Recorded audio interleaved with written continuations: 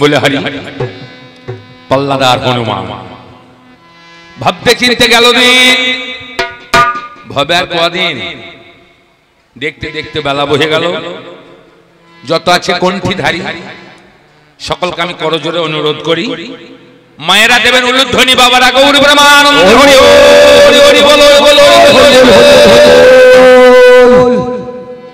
চরণ উঠেছে গান প্রতিপক্ষ পাল্লাদার হনুমান দাদার যা বাক্যবান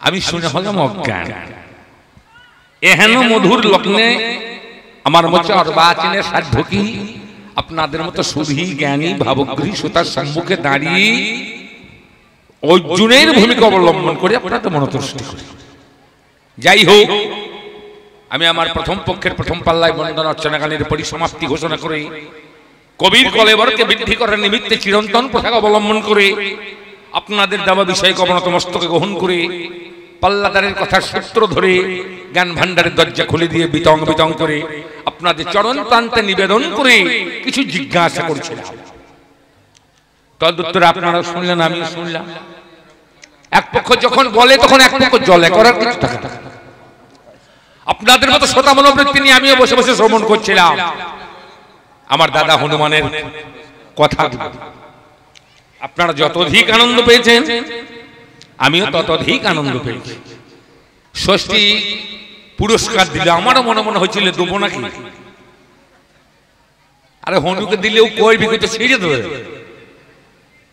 ও হনুর হাতে টাকা দেয় এ ষষ্ঠীর জ্ঞান আছে হ্যাঁ ও হনুকে পয়সা দিচ্ছে যাই হোক আমি ওকে জোগাড় করে দিয়েছিলাম যাক আমার বলা বা আমার জোগাড় করে দেওয়াটা সার্থক হলেও কমিটির মনোরঞ্জন করতে পেরেছে আমার পাল্লাদার আমি একটু মজা করলাম খুব ভালো ভাব ভাষা কল্পনা জল্পনার মাঝখানে দাঁড়িয়ে আমি যে আক্রমণগুলা করেছিলাম আমার দাদা হনু যথাসাধ্য জ্ঞান ভান্ডারের দরজা খুলে দিয়ে আপনাদের চরণ প্রান্তে নিবেদন করে আমাকে কিছু আঘাত করে গেল আমি প্রথম পক্ষে প্রথম পাল্লায় এসে বহু সময় নষ্ট না করে একটা প্রশ্নের উত্তর না দিয়ে গিয়েছিলাম বসে আমি নাকি 1 বছর হিজড়ে হয়েছিলাম খুব অন্যায় আচ্ছা হিজড়ে শুধু বেটা ছেলে হয় মেয়ে ছেলে হয় না হিজড়ে মেয়ে ছেলে হইতে পারে বেটা ছেলেও হইতে পারে এটা হলো আমার অভিশাপ আমি স্বর্গপুরে গিয়েছিলাম নিপাত কবচ দৈত্যকে বধ করতে সেখানে আমাকে নাচ গান শোনানো হয়েছিল স্বর্গের বিদ্যাধরী যারা স্বর্গবেশ্যা যারা রম্ভা তিলোত্তমা উর্বশী হিতাজি আমার মনোরঞ্জন করার জন্য তারা নৃত্য গীতের আয়োজন করেছিল স্বর্গপুরে দেবরাজ ইন্দ্র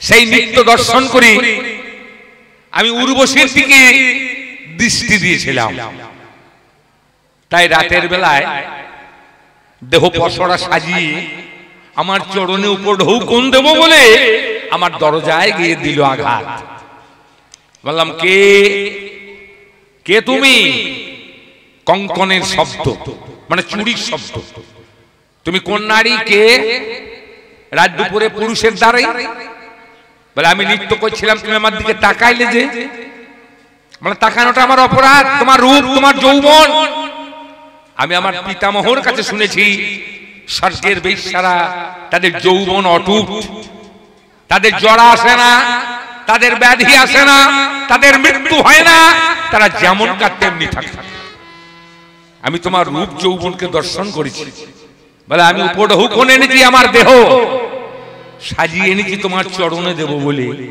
তুমি আমাকে গ্রহণ করো বলে একই কথা তুমি আমার মাতৃসম পর নারী তো মাতৃসম আমি কেমন করে তোমাকে গ্রহণ করব বলে আমার কামনা বাসনার আগুনে তুমি জল ঢাললে অর্জুন আমি যে আশা নিয়ে যে বাসনা নিয়ে আমি তোমার দরজায় এসেছিলাম তুমি আমার সেই আশার আগুনে জল দিয়ে আমাকে আশাহত করলে আমি তোমাকে অভিশাপ দেব দাও মা অভিশাপ, আমি মাথা পেতে নেব। উর্বশী বলল, অর্জুন তোমাকে 1 বৎসর নপুংসক হয়ে থাকতে হবে। আমি বললাম, মা গো এটা আমার সাপে হলো বর। কারণ কপট পাশায় মামা দুর্যোধনের চালিয়ে পড়ে আমরা হেরিয়ে 12 বছর বনবাস, 1 বছর অজ্ঞাতবাস। আমাদেরকে থাকতে হবে 12 বছর বনে আর 1 বছর গোপনে। এই গোপনের সময় যদি কেউ চেনে যেটা অর্জুন, এটা যুধিষ্ঠির, এটা ভীম, আবার যেতে হবে 12 বছর বনে। তাই তোমার অভিশাপ আমার আশীর্বাদ হলো মা, আমি যখন 1 বছর আত্মগোপন করব তখন এই তোমার অভিশাপটা আমি মাথা পেতে নেব। সেই বিরাট রাজার ঘরে আমি বৃহন্নলা নামে 1 বছর বাস করেছিলাম, অজ্ঞাতবাসে ছিলাম। সেই বিরাট রাজার কন্যা উত্তরাকে আমি নাচ শিখিয়েছিলাম। সেই উত্তরা হলো আমার পুত্রবধূ অভিমন্যুর পত্নী। তাতে অপরাধটা কি? আমি খুব অন্যায় করেছি?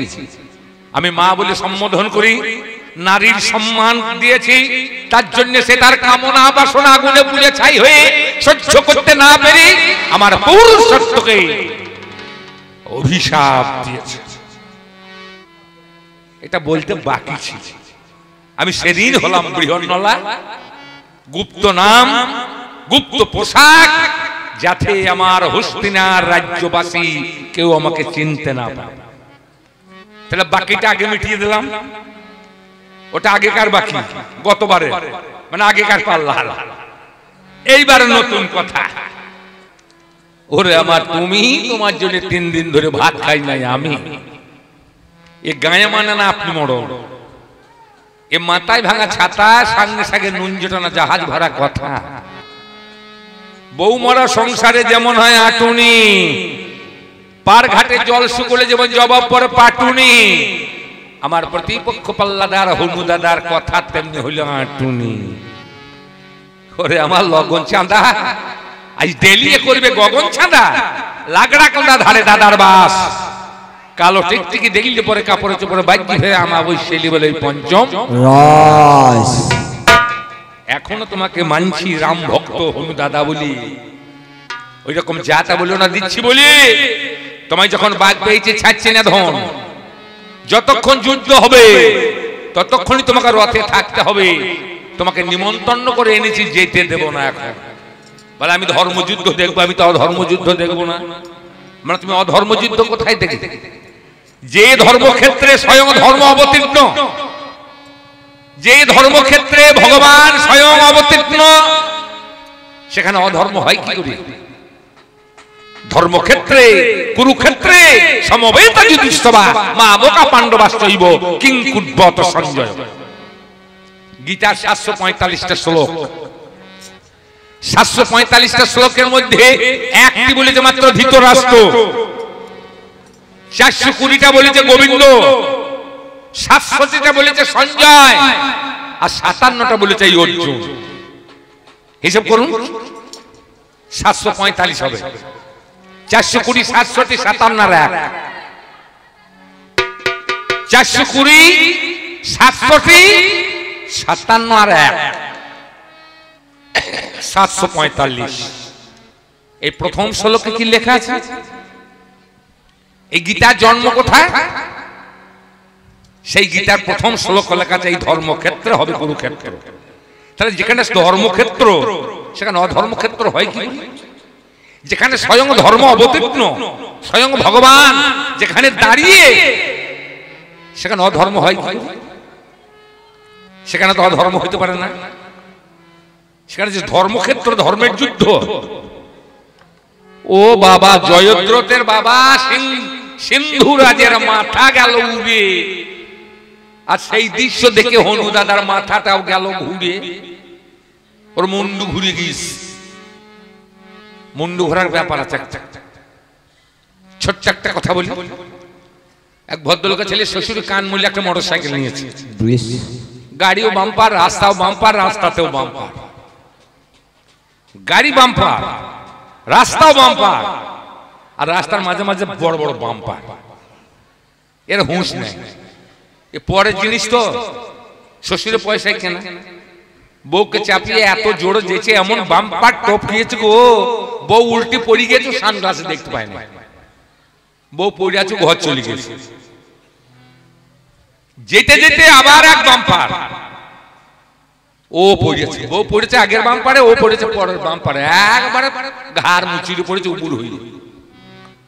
কোন রকমে উঠে আবার চালাইতে আরম্ভ করেছে।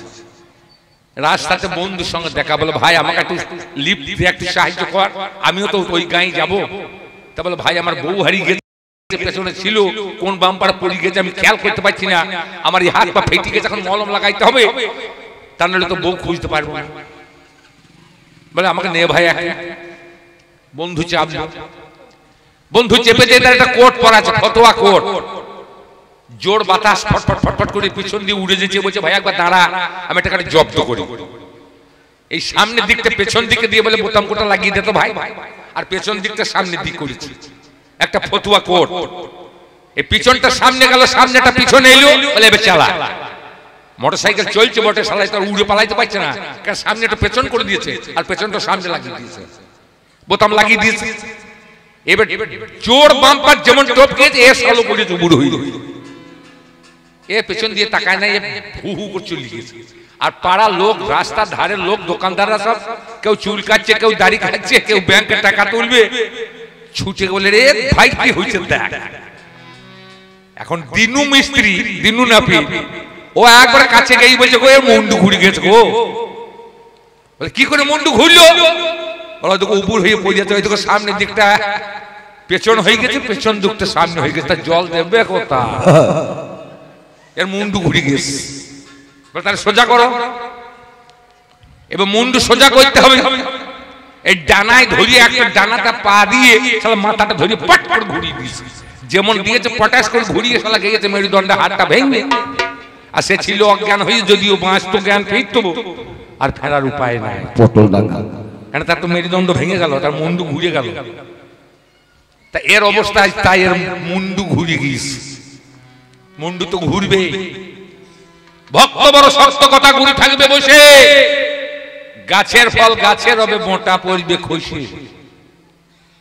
বৃন্দাবনে বৃক্ষ, নবদ্বীপে গোড়া, কয় ডাল জীবিত কয় ডাল মরা, কোন ডালে লেখা আছে রাধা কৃষ্ণ নাম, আর কোন ডালে বসে সুখসারি গায় জাগরণী গান। গাছটা আছে বৃন্দাবনে, আর নবদ্বীপ আছে সেই গাছের গোড়া। নবদ্বীপে গোড়া, নবদ্বীপে গোড়া, আগে গোড়া ধরো তবে তো ডগে উঠবে, আগে গৌচন্দ্র করতে হয়, তার জন্য আগে গোড়া ধরতে হয়, গোড়া ধরলে তবে ডগ পাওয়া যাবে। ডাল হলো দুটো, একটা কামের ডাল, একটা প্রেমের ডাল, একটা জ্যান্ত একটা মরা। কামের ডালটা মরা, প্রেমের ডালটা জ্যান্ত।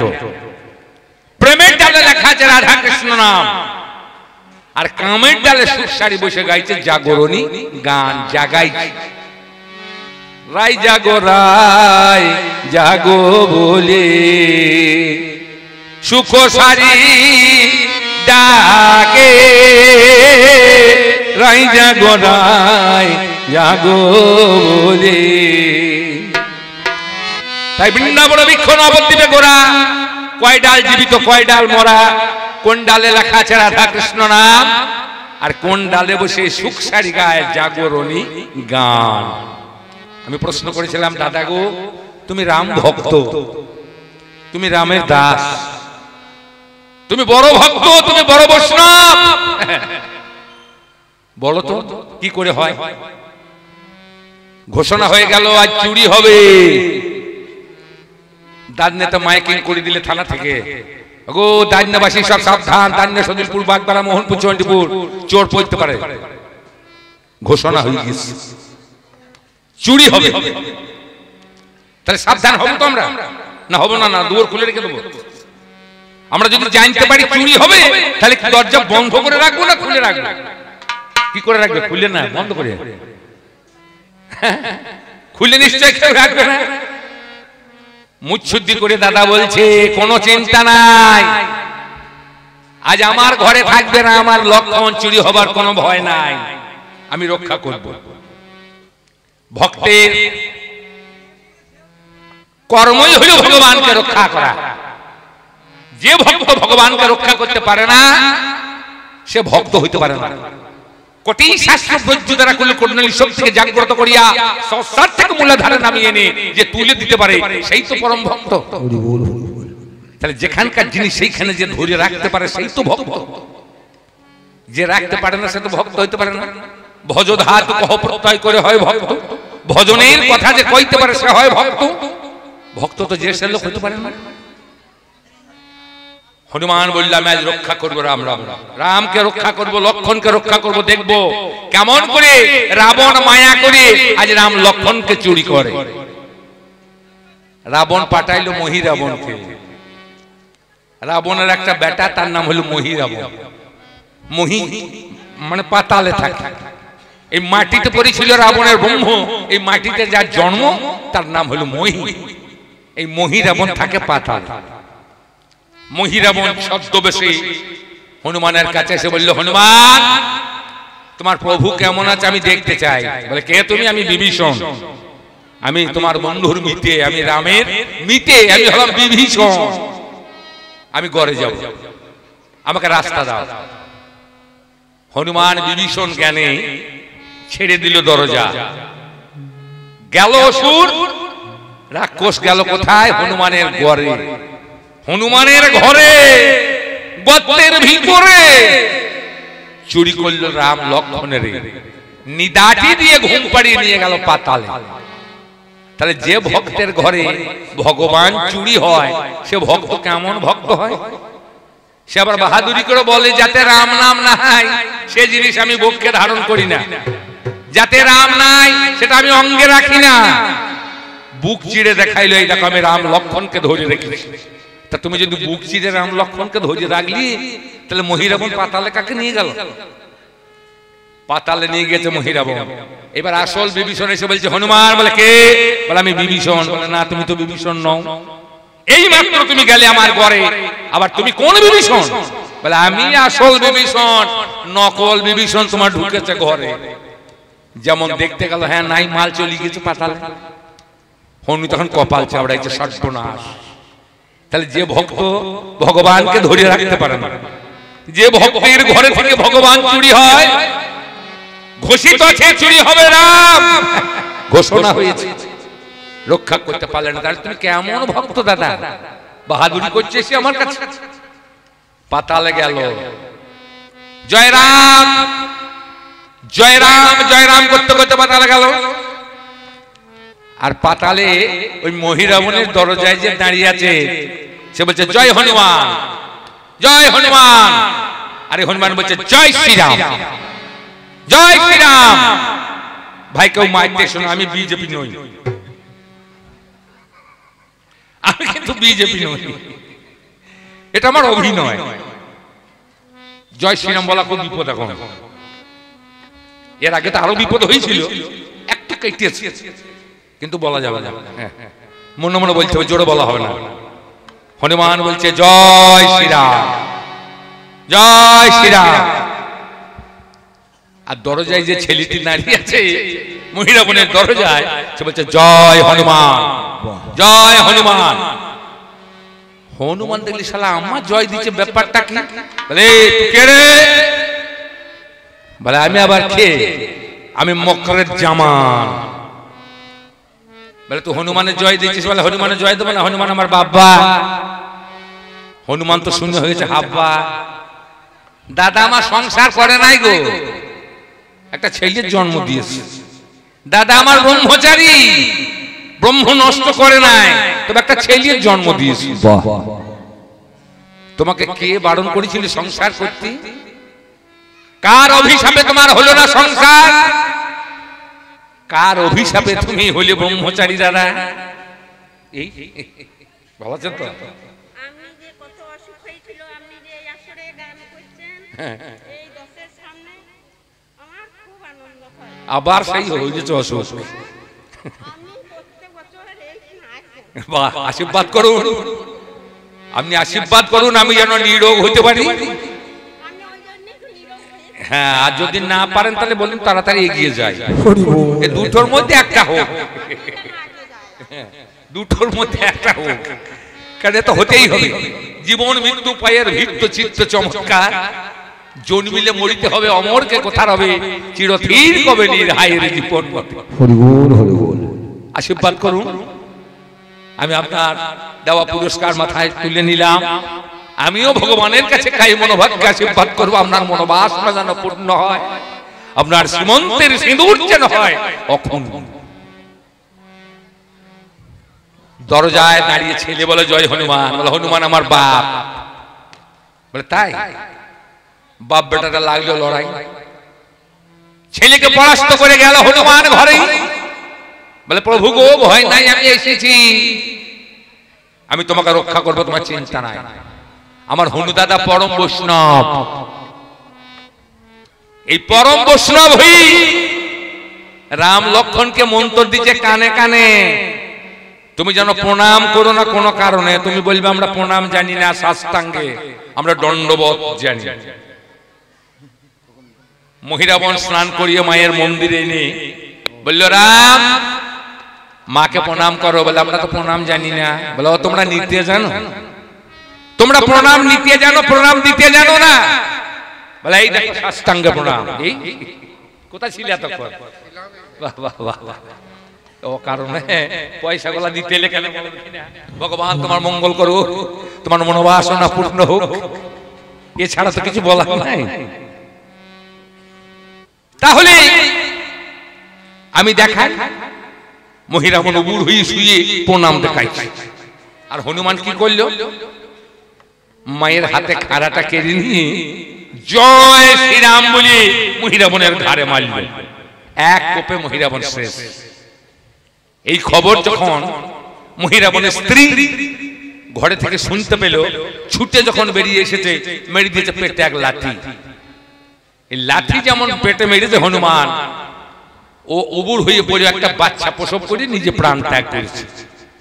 তাহলে প্রথমে মারলো মহিরাবনকে, দ্বিতীয় মারলো তার স্ত্রীকে, এবার যে বাচ্চাটা প্রসব করেছে সেই বাচ্চাটা মারছে হনুর গালে চর। এ গালে এক চর, ও গালে এক চর। হনু আর বাগাইতে পারছে না, তখন বাপকে ডাকছে, বাবা এসে আমাকে রক্ষা করো। পবন দেব এসে ধুলোবালি লাগিয়ে দিয়ে ছেলেটার গায়ে যেমন শক্ত করে দিল, পায়ে ধরে হনুমান মারল আছাড়। তাহলে নারী হত্যা, শিশু হত্যা আর ডাকাতি করে মহিরাবনকে হত্যা। তাহলে তুমি যদি পরম বৈষ্ণব হও, তুমি যদি ব্রহ্মচারী হও, দাদা এই কর্মগুলা তুমি করলে কেমন করে? কোন বৈষ্ণব তো নারী হত্যা করে না, কোন বৈষ্ণব তো শিশু হত্যা করে না। তাহলে তুমি বৈষ্ণব হয়ে ব্রহ্মচারী হয়ে যে অন্যায় করেছো দাদা, এর ক্ষমা হয় না। তুমি ভক্ত হতে পারো না, হতে পারলে না। খেলোয়াড় খেলা দেখাইতে এসেছে, আগে আসতো হা ঘোড়া, এটা আমাদের এখানকার ভাষা, এখানকার লোক বুঝবে। তাদের জমিও নাই, জায়গাও নাই, একটা করে ঘোড়া আর চারটে করে কঞ্চি আর তিরপল, ওইখানেই বিয়ে, ওইখানেই ছেলে, ওইখানেই ভুজন, ওখানেই উনন, ওইখানেই রান্না। ও রাজাও নাই, মহাজনও নাই, ও বনে বনে ঘুরে বেড়ায়। বুঝতে পেরেছেন? কিন্তু খেতে হবে তো, পেট আছে। খেলা দেখাইছে, একটা হনু আর একটা ছাগলের পাঁঠা, দুটোকে এক জায়গা করিয়ে দড়িতে বেঁধে চেনে করে নিয়ে যে একটা পাঁচর নিয়ে একটা ফুলের মালা, পুরনো ফুলের মালা, যতদিন চলে আর কি, যতক্ষণ না খসে পড়ি ততদিন রেখে দেয়, দিয়ে হনুটার হাতে দেয়, বলে এই পাঁঠার গলায় দিয়ে বিয়ে লাগা। এই হনু তার পাঁঠাতে বিয়ে লাগা। ছেলে পিলে আসে ছুটে, ডক ডক ডুক ডুক ডুক ডুক ডুক ডুক করি বিষম ঢাকে বাজিয়ে দেয়, ছেলে পেলে ছুটে চলে আসে। এই হনুর বিয়ে হবে পাঁঠার সঙ্গে, দেখবো চলো খেলা দেখাবে। হনু পাছায় মারে শ্রাম করে বাড়ি, হনু চাম করে লাফিয়ে গিয়ে পড়ে, আর ছেলেগুলো হাত তালি দেয়। ছুটে বাড়ি থেকে কেউ আলু, কেউ পটল, কেউ বিস্কুট, কেউ কলা, কেউ মূলো, কেউ আম, কেউ পেয়ারা, ঘরের সামনে যা পায় আর না ছুঁড়ে ছুঁড়ে দেয়। আর হনুটা ছপ করে ধরে কপ করে ভরে দেয়। পাঁঠটা চুপ করে দাঁড়িয়ে আছে, শালা তোর হাত নাই, ধরবি কি করে? পাঁঠটার তোর হাত নাই, ছাগল পাঁঠা হাত আছে, হাত নাই, করে দাঁড়িয়ে আছে, মাথাটা নিচু করে। আরে ছেলেগুলো যেই ছুরি দিচ্ছে, আরে হনুটা ছপ করে ধরছে, চপ করে মুখে ভরছে। এখন ভরতে ভরতে একটু বড় মাল ভরি ফেলিয়েছে, একটা মোটা কোঁক করে গিলে দিয়েছে, নরম পাড়া ছিল, এখন গিলে দিয়েছে, ঢুকে গিয়েছে এই দরজায়। কিন্তু যে দরজায় ঢুকবে সে দরজাতে তো আর বেরোবে না, নিচে একটা দরজা আছে বাইর হওয়া। সকালবেলায় সারা যেমন বাইর করতে গিয়েছে মাঝখান লেগে গিয়েছে, এ কোঁতাকুঁতি আরম্ভ করছে, মাল বেরিয়েছে, কাঁদছে বসে বসে। আর মালিক এসে দেখলে সর্বনাশ, এ শালা মাল যদি না বেরোয় তাহলে তো খেলাও দেখাবে না, এ শালা উঠবেও না আজকে। এ তাড়াতাড়ি একটা গরু ছাগল ভেড়া যারা ভেটেনারি তাদেরকে ডেকে, ভাই দেখে দাও তো, আমার এটার ব্যবস্থা করতে হবে। বলো ও আর কি ব্যবস্থা করবো, ও তো মনের হনু, একটা ধারালো বললে ডেনে চিপ করে খাই খেয়ে দিয়েছে, বড় হয়ে গেছে, মাল বেরিয়ে গেছে। শালা দম ছেড়েছে, খালি মলম ফলম লাগিয়ে দিয়েছে। বলো কাল থেকে খেলা দেখাবে, যাই কোনো চিন্তা নাই। আবার কাল থেকে খেলা আরম্ভ হয়েছে, ওই ডুক ডুক ডুক ডুক ডুক ডুক ডুক ডুক যেমন বাজিয়ে দেয়। আর ছেলে পেলে ছুট, কেউ বাটি করে চাল আনে, কেউ পয়সা আনে, কেউ আম আনে, কেউ কলা আনে, কেউ আলু আনে, কেউ বেগুন আনে, এনে ছুড়ে দেয়। হনু ঝপ করে ধরে, কিন্তু আর কপ করে ভরে না, ধরছে বটে। ঝপ করে ধরিয়ে হনু পেছন দিয়ে একটু ঢুকিয়ে দেখে লিছে এইদিকে ঢুকছে না, ধরছে বটে কিন্তু ভরছে না। ঝপ করে ধরার এইদিকে মাপে, মাপও দেখে লিছে, মেজারমেন্ট করছে, যদি ওইদিকে ঢুকে তাহলে এইদিকে ঢুকবে, যদি ওইদিকে না ঢুকে তাহলে এইদিকে আর ভরবে। যেটা ওইদিকে ঢুকছে সেটা এইদিকে ভরছে, আর যেটা ঢুকছে না সেটা ফেলে দিচ্ছে। তা তোমার যেটা ঢুকলো সেটা ঢুকিয়ে নিলে, আর যেটা ঢুকলো না সেটা ফেলে দিয়ে চলে গেলে। আমি তোমাকে চারটি কথা জিজ্ঞাসা করেছিলাম, হা হা রি ক, এই চারটি অক্ষর দেখে তুমি আনন্দিত হয়ে বুকে জড়িয়ে ধরিয়ে বললে ভাই রে আমি যুদ্ধে যাব যাব যাব। তার তোমার যেটা ঢুকলো সেটা ঢুকিয়ে নিলে, যেটা পাইলে না সেটা পড়ে থাকলে। বলে হারি দাদা আমার, যাক কথার ছন্দ ছাড়ি, শুরু পাঁচালির ভাব ধরি, শুনাইতে গান আপনারা শুধিজন, আমি অভাজন, আমি ছোট্ট করে শুনিয়ে চলে রাখা বাঁকা দুটি চাখা, চলে রাখা বাঁকা দুটি চাখা, কয়লা বিনে অচল হলো, মনার হরি হলো, মনার হরি বলো, দিন ঘুরালো ওই টিকিটের ঘন্টা বাজো, মনার হরি বলো। চলে না আঁকা বাঁকা দুটি চাকা, চলে না আঁকা বাঁকা দুটি চাকা, কয়লা বিনে অচল হলো, মনার হরি বলো, মনার হরি বলো, দিন ঘুরালো ওই টিকিটের ঘন্টা বাজো, মনার হরি বলো। কেউ বলবে না তো, মনে হয় তো বল বলি ধরে না দাই রে না না দিরে না না রে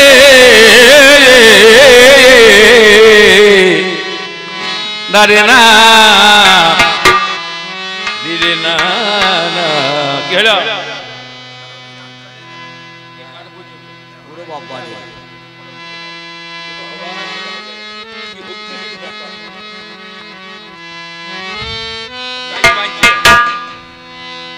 দুলাল সরকার চলেছে টাইম বাঁধতে, এ টাইমে ধার ধারণা গান বলতে বলতে কোথায় যাবে কতক্ষণ হবে আমি বলতে পারবো না, আমার পাল্লার আর বলতে পারবে না, লোক যতক্ষণ থাকবে ততক্ষণ গান চলবে।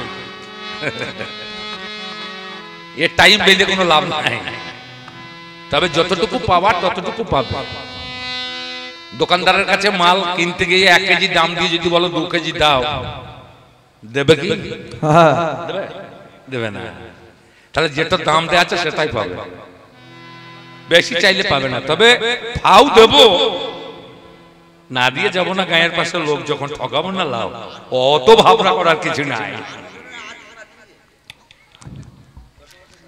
তোমরা এবার আর বছর ভাব ভাই লোকটাকে বাদ দিতে হবে, নেওয়া হবে না, বাদ দিতে আমাকে পারবে, আমাকে বাদ দিতে পারবে না, আমাকে ডাকতেই। আমি জানি বাবা বুঝরাজ আমি যতদিন বেঁচে আছি আমার দিকে মুখ ফেরাবে না, এটা আমার দৃঢ় বিশ্বাস। দেখি দেখি করতে পারি, বলার দরকার নেই। দাঁড়িয়ে নাই রে নানা নানা রে, দাঁড়িয়ে না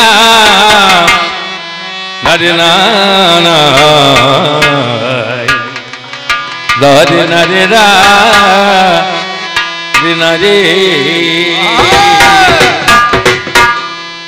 এ দাদা আজ লাগায়া গো ওই জমি নয়া কাছে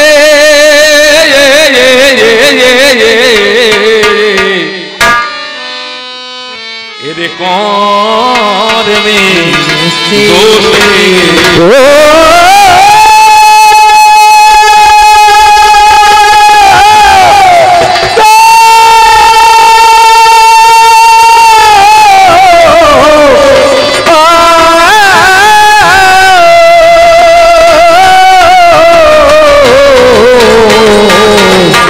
লাগায়া গো এই জমি কাছে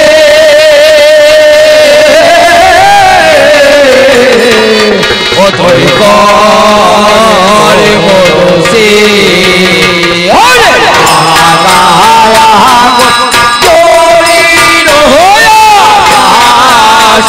তোমার করে বসে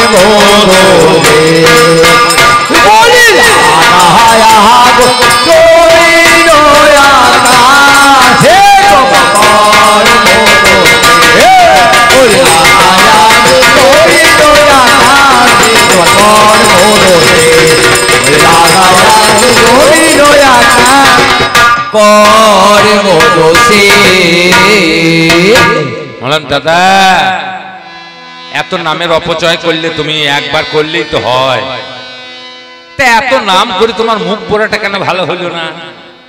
এ মুখ তোমার পুরলো কোথা? বলে ওরে মুখ পোড়া, দূর হ, তোর মুখ আর দেখবো না।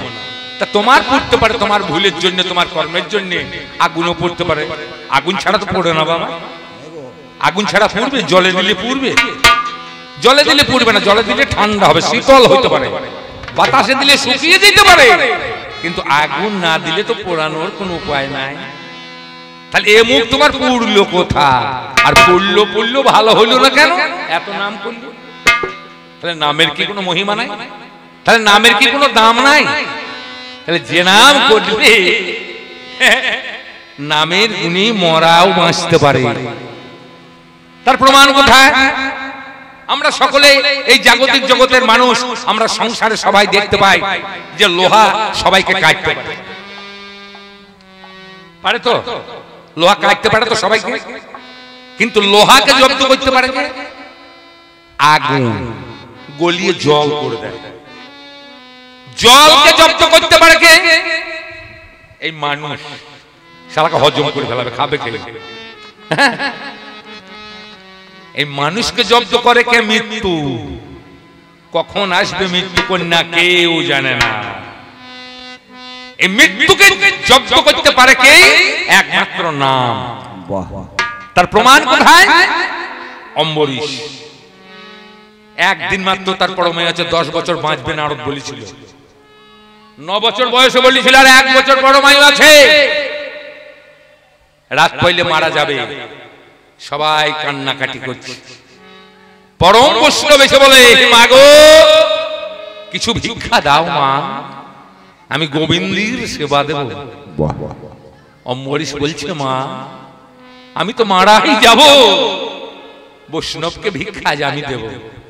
অম্বরীশ ভিক্ষার পাত্র হাতে করি বৈষ্ণবকে যেমন ভিক্ষা দিয়েছে, বৈষ্ণব বলছে, ওরে বালক তুমি দীর্ঘজীবী হও। অম্বরীশ বলল, স্বার্থবাদী বৈষ্ণব তুমি, আমার 4 টাকা দেখে তোমার আনন্দ হই তুমি আমাকে আশীর্বাদ দিলে। তুমি কি জানো নারদ মুনি বলে গেছে আর আমার 1 দিন বাকি আছে, রাত পোহালেই আমার মৃত্যু হবে। বলে হইতে পারে না, বৈষ্ণবের কথা কখনো বিফলে যায় না। বলে তাহলে কি হবে? বলে তুমি করো নাম, নাম যদি করতে পারো তোমার মৃত্যু মরণ শুনিবে বারণ।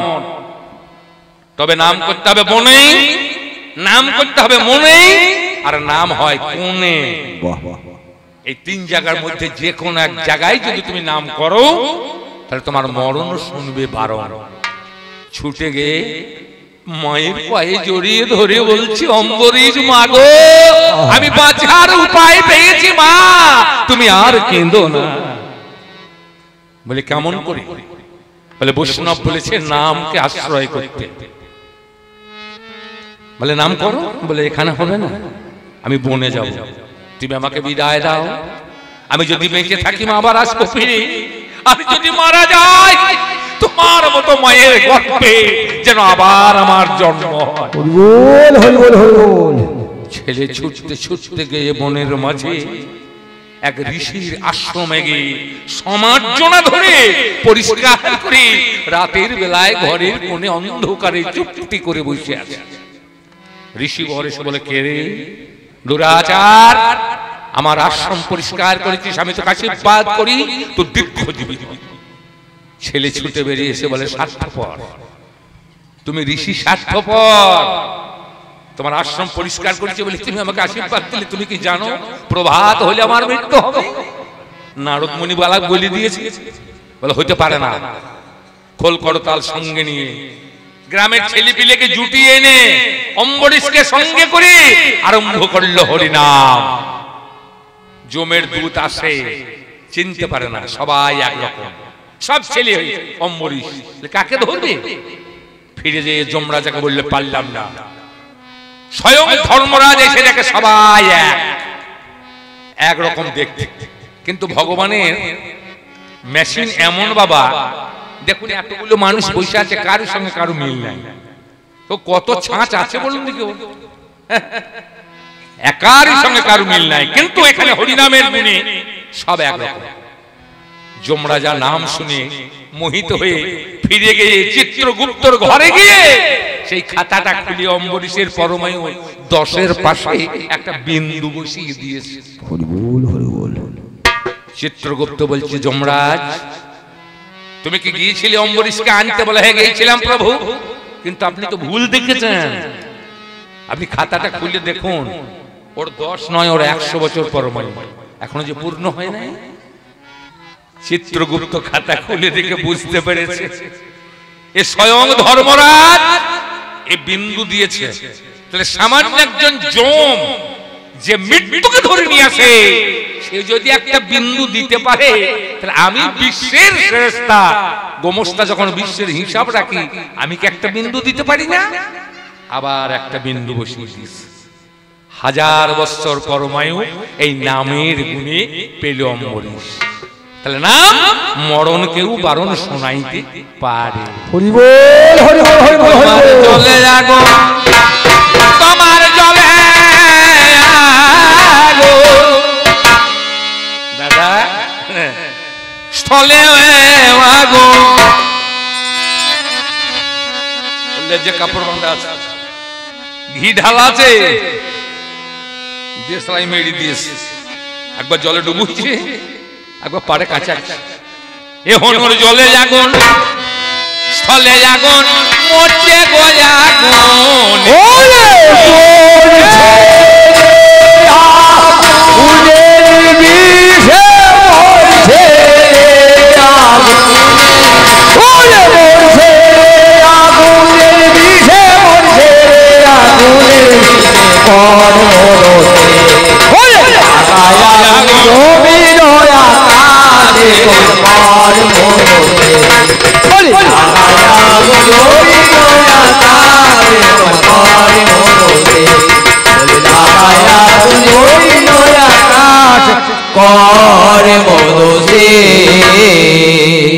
কথাটা বলে শেষ করতে দিতে হবে। সাধুর পোশাক পরলে পরে তারে কি কেউ সাধু বলে? মালা ঝোলা তিলক কেটে ধুলো দেয় সবার চোখে। মালা ঝোলা তিলক কেটে ধুলো দেয় সবার চোখে।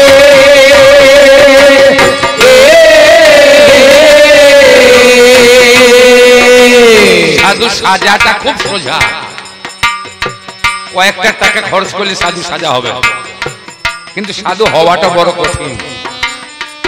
কে সাধু হতে পারে? সাধু সাজতে পারে সবাই, কিন্তু সাধু হওয়া বড় কঠিন বাবা। মন না রাঙিয়ে বসন রাঙালে কি ভুলও করিলে যোগী, অন্তরে তোমার ভোগের বাসনা, ওপরে সেজেছ ত্যাগী। সাধুর পোশাক পরিলে পরে তারে কি কেউ সাধু বলে? মালা ঝোলা তিলক কেটে ধুলো দেয় সবার চোখে। মালা ঝোলা তিলক কেটে ধুলো দেয় সবার চোখে।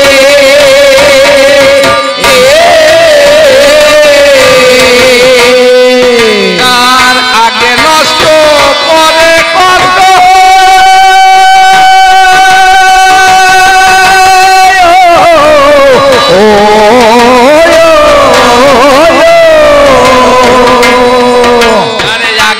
নষ্ট পরে কষ্ট, নকলে মজে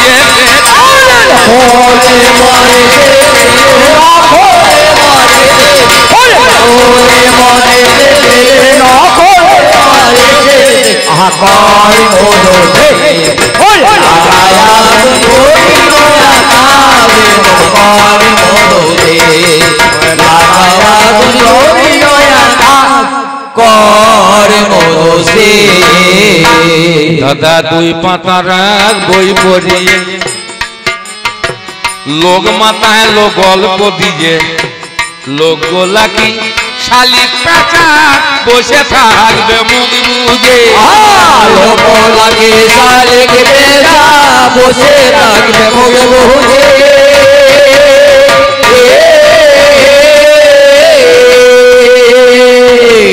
দুই পাতার বই পড়িয়ে লোক মাতালো গল্প দিয়ে, লোক গোলাকি শালিক পেঁচা বসে থাকবে মুখ বুঝে। লোক লাগে শালিক পেঁচা বসে থাকবে মুখ বুঝে।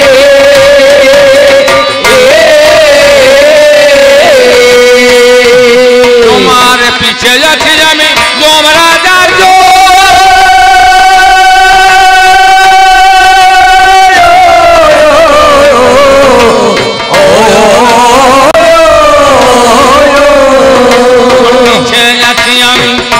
রাজার জম টুটিতে ধরিব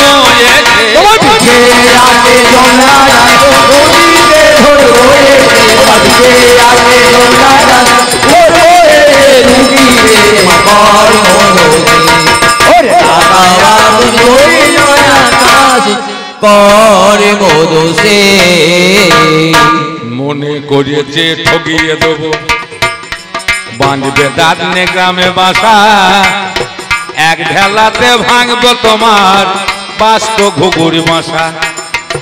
জিজ্ঞাসা করেছে আমায় শনিবারে পাই, ভগবানের কথাই আমি নাকি শুনি নাই। যুদ্ধক্ষেত্রে গেলাম যখন সকলে গো মিলে, নয়ন মেলে দেখলাম আমি গো কারা এলো চলে। কাঁধের সঙ্গে হবে যুদ্ধ আমি দেখিবারে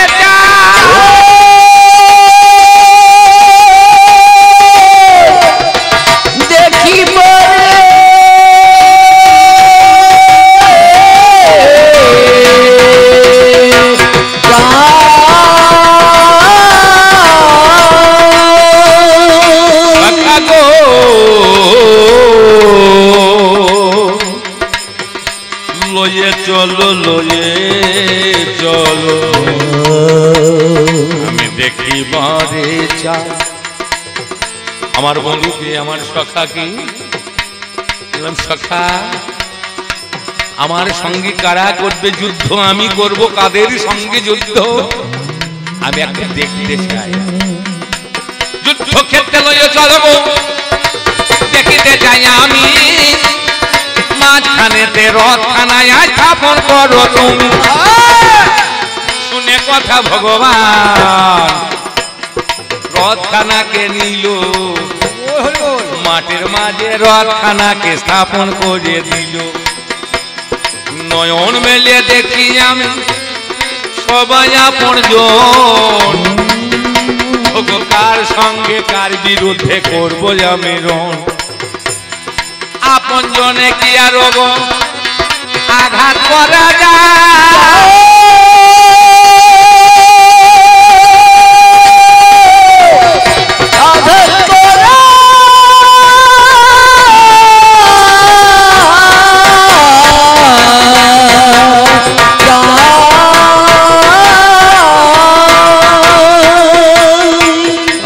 নয়ন মেলে দর্শন করলাম সবাই আমার আপনজন, কেউ আমার পিতামহ, কেউ আমার গুরুদেব, কেউ আমার শালো, কেউ আমার ভাই। আমার মায়ার জন্ম হলো, এই মায়াবাদ থেকে হলো গীতার জন্ম। আমার মায়া হলো বলে সখা কেমন করে করবো যুদ্ধ বলো সখা তুমি, আপনজনে কেমন করে মারবো সখাই আমি পারবো না। নৌকাঙ্ক্ষে বিজয় কৃষ্ণ নো রাজ্য সুখা নিচ, রাজ্যের নাহি প্রয়োজন, আমি পুনরায় বনের মাঝে করিব গমন। আমার রাজ্য সুখের প্রয়োজন নাই। নৌকাঙ্ক্ষী বিজয় কৃষ্ণ নো রাজ্য সুখা নিচ, পুনরায় বনে যাব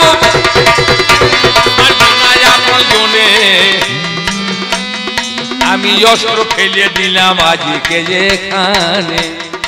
বলে কেন তুমি যুদ্ধ করবে না? না তোমার রাজ্যের দরকার নাই। না আমি আপনজনকে মেরি ওই রক্ত মাখা রাজ্যে আমার প্রয়োজন নাই। আর এখন তো রক্ত না বেরুলে রাজ্য পাওয়া যাবে, বার করতেই হবে, রক্ত না ঝরিয়ে যেতে যাবে না। আর সেদিন আমি বলেছিলাম রক্ত মাখা রাজ্যে আমার প্রয়োজন, ও গো শাখা করবো না কই আমি এই চলো চলো ফিরে চলো, আমি বনে চলে যাব, তবু আত্মীয় স্বজনে আমি মারিতে নারী পারবো না, আমি করবো না যুদ্ধ। বলে তাই কি হয়? কে তোমার আপন? তুমি কি জানো তোমার আপনজন তারা? বুঝাতে লাগিল এইখানেতে জানি আমার গীতার জন্ম হইল। এই গীতা আমার জন্য জন্ম হইল, যদি না হতো তাহলে কি হতো? আমার যদি বিশ্বাস না আসতো তাহলে জগৎবাসী কি পেত? সর্বপনিষদ গাব দগ্ধা গোপাল নন্দন পার্থ বৎস সুধী ভক্তা দুগ্ধং গীতাং অমৃতং মহৎ। আমাদের উপনিষদ গুলা গায়ের মতো গো,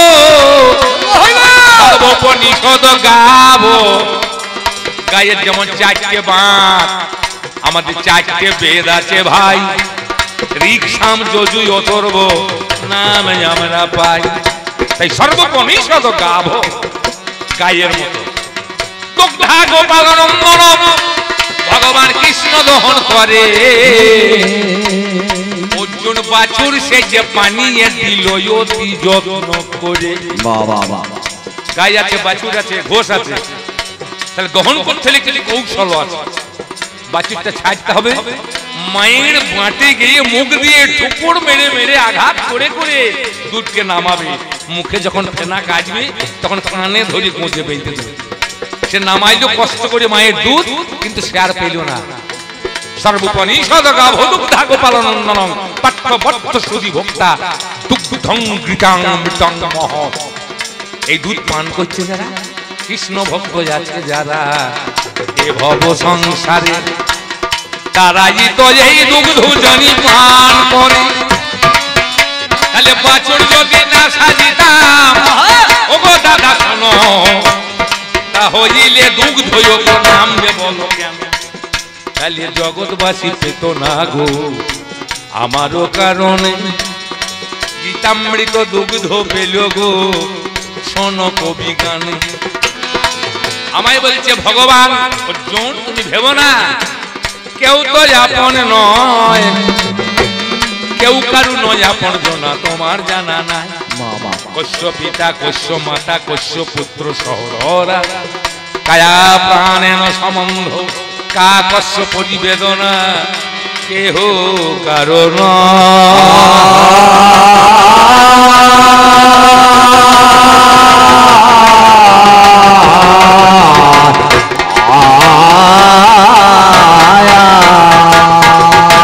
তোমরা একা এলে একা যাবে গো সঙ্গে কেউ তো যাবে না কে মা কে বাবা কেউ কারণ ঠাকুর রামকৃষ্ণ বলছে মহিম বাড়ি যাস না রে কেউ কারো নয় খ্যাপা ঠাকুর আমার বউ আমাকে কত ভালোবাসে আমার ছেলে আমাকে কত আদর যত্ন করে আমার মা বাবা আমাকে জড়িয়ে ধরে কত চুম্বন করে বলে হ্যাঁ রে তুই চাকরি করে টাকা নিয়ে যাস তোর টাকাকে ভালোবাসে তোকে বাসে না রে বলে আমি বিশ্বাস করি না বলে তবে শোন এই একটা ঘাসের শিকড় দিলাম এটা নিয়ে যা বাড়িতে খাওয়া দাওয়ার পর গিন্নিকে বলবি গো আমার গুরুতে বলেছে কাল 10টায় মারা যাব তুমি সব খবর দিয়ে দাও রান্না করো তাড়াতাড়ি খেয়ে যাবো আপন জনে খোঁজ খবরও পাঠিয়ে দাও তুমি আমার গুরুদেব বলিয়ে দিল কালকে মারা যাব আমি গুরুর কথা শুনে এবার ঘরে শুয়ে যাব আমি শুয়ে পড়লাম খেয়ে দিয়ে তুমি লোকজনকে খবর দাও আর ঘড়ির দিকে তাকিয়ে দেখো 10টা বেজেছে ঠিক যখন 10টা বেজে গিয়েছে অমনি চোখ বুঝে দিয়েছে ডাক্তার ডাকা হয়েছে পালস নাই কান্নাকাটি হলো শুরু পাড়া লোকজন এলো দৌড়ে দেখে মহিম বেঁচে নাই তো সেজন্য গিয়েছে গো মরিয়ে মহিম তার বেঁচে নাই কাটো কাটো ঝাড়ের মার তোমরা পাকাও সবে তো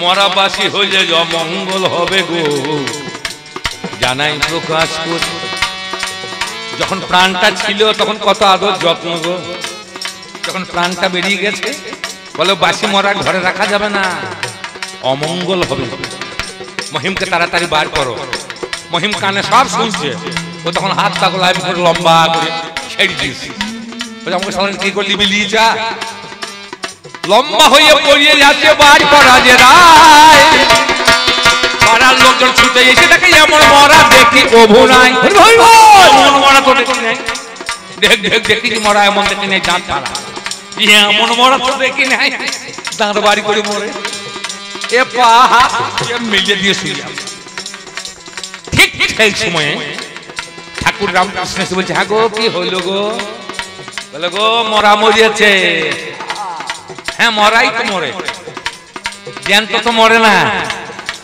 যে এক বিন্দু ছাড়ে সেই তো মরে ধারণা জীবনং পাতনাৎ মরণ যদি না মরতো তাহলে মরতো না ও মরেছে আগে তাই মরতো যে আগে মরেছে সে তো মরবে মরি আছে বলে মরে গেল বলে হ্যাঁ মরে গেল তাই আবার মরে কই দেখি লোকগুলোকে সরিয়ে দিয়ে খেতে গিয়ে বলছে না না এখনো মরে নাই একে বাঁচানোর উপায় আছে উপায় একটাই আছে যোগ করিয়ে দিতে পারি মরা যোগ বেঁচে উঠবে জানাই প্রকাশ করি বলে কি করি এর বিনিময়ে একজনাকে মরতে হবে ভাই একজনা মরলে একজন বেঁচে উঠবে নইলে বাঁচানো পায় না এর বিনিময়ে একজনাকে মরতে হবে কে মরবে ওর বাবাকে বলছে তুমি মরবা বলে না বাবা আমি মরতে পারবো না আমার এখনো দাঁতের জোর কত কলাই ভাজা খা মতলব খারাপ আছে ওর মাকে বলছে তুমি যতক্ষণ কাঁদছিলে আমার মরণটা আগে কেন হইল না আমার গোপাল কেন গেল তুমি মরবে তোমার ছেলে বাঁচবে বলে না বাবা আমি মরতে পারবো না আমার নাতি নাতনি রাতে বেলায় গলা ধরে শুয়ে কত সুখ দেয় গো আমি মরতে পারবো না বাবা ওর বউকে বলছে তাহলে তুমি মরো আমি কেন মরতে যাবো অমন স্বামী আমি এখন কত পাবো আর সরকার যা ব্যবস্থা করিয়েছে গো 3 নম্বর ফর্ম ফিল আপ করলেই হয়েছে। বেদবা ভাতা পেলে বেদবা ভাতার হইল বলতে আমি বেদবা ভাতার পাবো তো আমি করতে যাবো কেন, মরতে যাবো কেন, মরবো না। এসব শুনছে শুই শুই শালা এত ভালোবাসতো যারা এমন কথা বলছে তার। ওর বেটাকে বলছে তুই মরবি, তোর বাবা মা বলে আমি মরবো, আমি এখন বিয়ের সংসার কিছুই হইল না আমি মরবো। ও বাবা মরেছে মরুক, আমি মরতে পারবো না। সব শুনলো মরি, তাহলে আমি বাঁচাইতে পারবো না। একজনের নাম বলতে আমি একজনকে বাঁচাইতে পারবো না। কেউ যখন মরবে না তাহলে বার করে পুড়িয়ে দেখা, বার করতে গিয়ে দেখছে মাল তো একবার ছড়িয়ে দিয়েছে। পাড়ার লোক বলছে মহিমে বউ কাছে, হ্যাঁ গো বৌদি এখন কপাট ভাঙবো না ওর হাত পা কাটবো, তুমি যেটা বলবে সেটা করবো। তবে ও তো মরিয়ে গিয়েছে, কপাট ভেঙে যদি বার করতে হয় তাহলে আমি থাকবো কোথায়? ও হাত পা গুলা কেটে দিয়ে দিয়ে বার করতে, তাহলে কাটারি কুড়ুল নিয়ে চলে যাবে, হাত পা কাটবে। এদের সারা সব বোনাস তারা কেটেই তো দেবে, মাল তো সব রেডি হয়ে গেছে। এ শুশু শুশু করে বগল হয়ে গেছে, হাত পা গুটি লিচলি চুপ করে দাঁড়িয়ে আছে। আর রামকৃষ্ণ তাড়াতাড়ি গিয়ে ওর জিপের তলা থেকে মালটা বার করে দিয়ে বলে মহিম, বলে গুরুদেব আরে ঘরে রব না, ঘরে রব না, আরে ঘরে রব না, ঘরে রব না, আমি সংসার আর করব না, ঘরে রব না, আমি সংসার করব না, আর ঘরে রব না। কেউ কারো নয় আপন জনা, বুঝলো যখন আনন্দিত হলো গুরুর কথা শুনে মন। ওজন কেউ কারো নয়, একা এলে একা যাবে,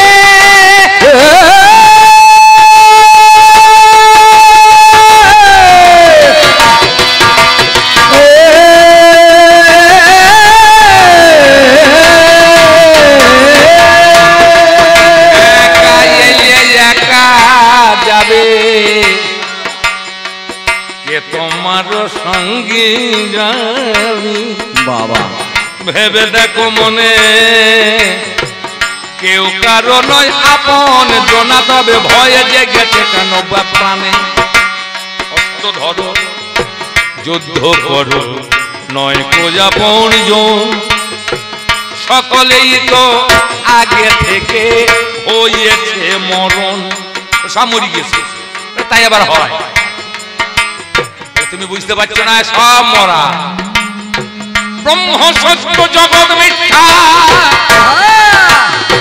দেখিয়ে দেব আমি, একাদশ অধ্যায় গীতায় যখন পৌঁছে গেলেন উনি।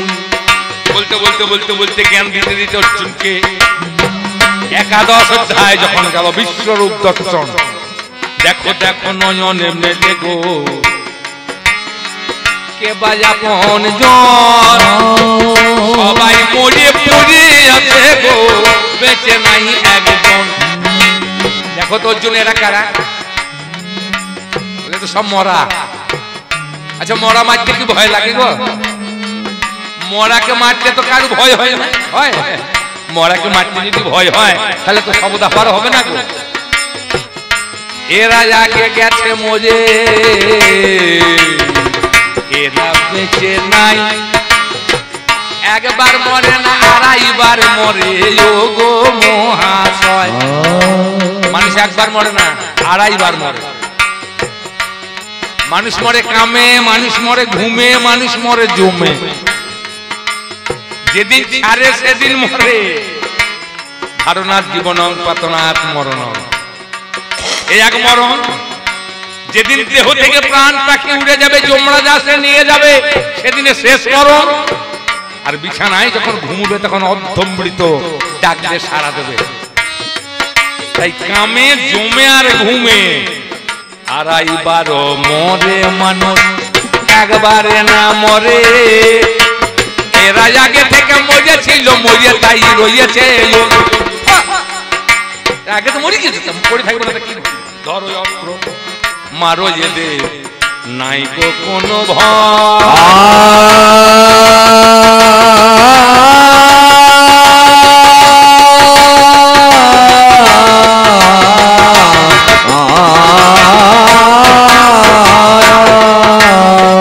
বিভৎস রূপ ধারণ করে আমি বিভৎস নামে পাই। বিভৎস রূপ ধারণ করেছিল না কেন? বিভৎস রূপ ধারণ করি সেদিন আমার নাম হলো বিভৎস। এক এক কর্ম করে এক একটা নাম। দোকান যে দেয় তাকে বলে দোকানি, যে ফেরি করে তাকে বলে ফেরিওয়ালা, যে গান করে তাকে বলে গানওয়ালা, যে চুরি করে তাকে বলে চোর। তাহলে বিভৎস মূর্তি ধারণ করেছিলাম যেদিন আমি, সেদিন আমি বিভৎস নাম পেয়েছিলাম। আমার 13টা নাম আছে, একটা দুটো নাই বাবা। তবে হনুমানেরও 44টা নাম আছে। হনুমান 40-এ 40টা নাম। হনুমান 40টা যোগ জানে, হনুমানের 40টা নাম আছে। তাই হনুমান 40 বলে একটা বই কিনতে পাওয়া যায়। এই হনুমান 40 যদি কেউ পাঠ করে তার সমস্ত বাধা বিঘ্ন সংসার থেকে দূর হইতে পারে, বইয়ে লেখা আছে। তবে সত্য মিথ্যা জানি না হবে কিনা। দাদা আমার জানতে চাইলো, জবাব দিলাম আমি, করি নাই গো অন্যায় যুদ্ধ, শোনো দাদা তুমি। সপ্তরতি ঘিরে আমার মেরেছে পুত্র রে, অভিমন্যু মারা গিয়েছে গো যুদ্ধের মাঝারে। চক্রব্যূহ রচনা করেছে গোলক ধাঁধার ঘর। এ চক্রব্যূহ প্রত্যেক ঘরে ঘরে। এখানে ঢুকলে মরবে, যে ঢুকবে জ্যান্ত হয়ে, আর যতক্ষণ না মরিয়েছে ততক্ষণ বেরোবে না। ছটফট ছটফট করে মরবে গো, মুখটা ঘষে ভাই, যতক্ষণ না মরণ হবে জ্যান্ত হয়ে ঢুকবে সেই গোলক ধাঁধার ঘরে। এই গোলক ধাঁধার ঘর প্রত্যেক ঘরে ঘরে। অভিমান অভিমুগ্ন অভিমান বলি যারে, অভিমান করে ঢুকে পড়েছে গো সেই গর্তের ভিতর। সপ্তরথী ঘিরে চক্রব্যূহ রচনা করেছে। এই চক্রব্যূহ হলো গোলক ধাঁধার ঘর। এ ঘরে ঢুকতে সবাই জানে বাবা, এ গুরু লাগে না। এ ঘরে ঢুকতে সবাই জানে, কিন্তু বেরোইতে জানে কজন। আগম নিগম তত্ত্বের কথা করি ভাবে আমি জোড়া গাথা।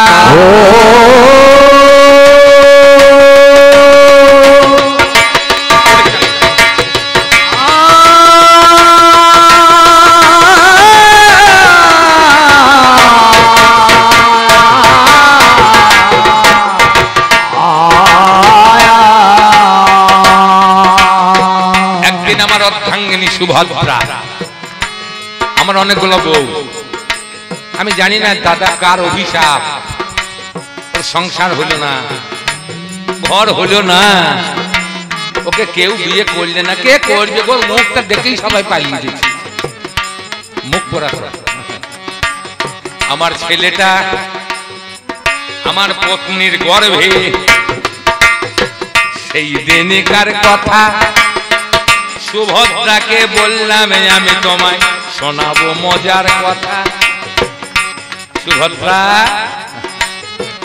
আদর করে ডেকে তারে ওই কথা ভাই শুনিয়ে দেবো বলে কাছে ডেকে আমি বলে যাই। আগম নিগম তত্ত্ব মানে যাওয়া আর আসা, নিগম তত্ত্ব আর আগম তত্ত্ব মানে কেমন ভাবে যাওয়া আসা করতে হবে তোমাকে আমি শোনাবো। শুনিতে শুনিতে কথা ঘুমাইয়ে গেল, ধোকার কথা শুনে সুভদ্রা নয়ন মুজে দিল।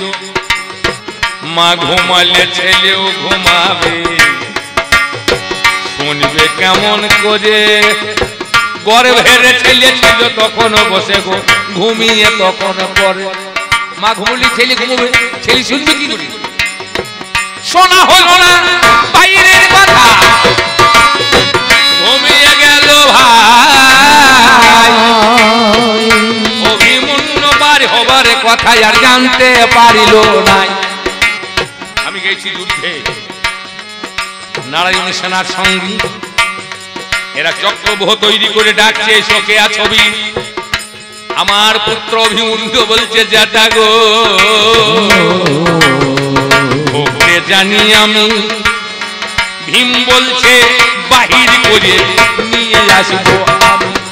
তুমি যাও, আমি গদা ঘাতে দরজা ভেঙে আমি তোমাকে বাজ করে আনবো। ঢোকার কৌশল জানতো ছেলে, সেদিন ঢুকেছিল বাহির করে। ভীম সেদিনে আনতে না পারিল, মারা গেল অভিমন্যু।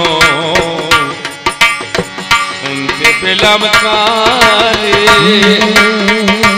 আমার পুত্র মরা খবরে, আমি শুনিলাম যে মা বাবার কোলে সন্তান মারা যায়, সেই মা বাবা জানে সন্তান হারানোর কত ব্যথা। আর যে মা বাবার সন্তান মরে না, তারা তো জানে না সন্তান হারানোর কত ব্যথা। পুত্র হারার বেদনা অন্তর ছেদন, জনকা জননী জানে। পুত্র হারানো বেদনা অন্তর ছেদনা, জনকার জননী জানে।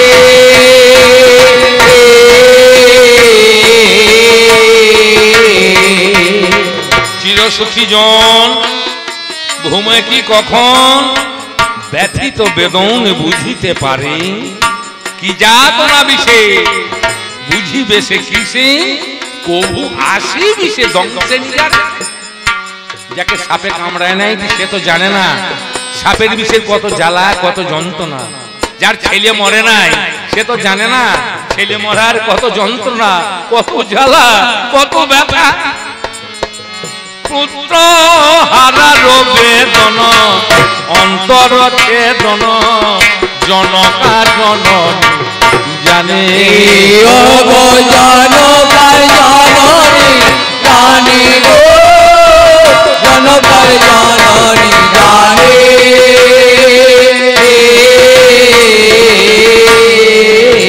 মা বাবা কোলে মরলে ছেলে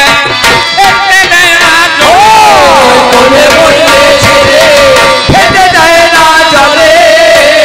মরলে ছেলে ফেলতে দেয় না জলে, টাকায় মরা বদন পানে গো, টাকায় মরা বদন পানে গো, টাকায় মরা বদন পানে।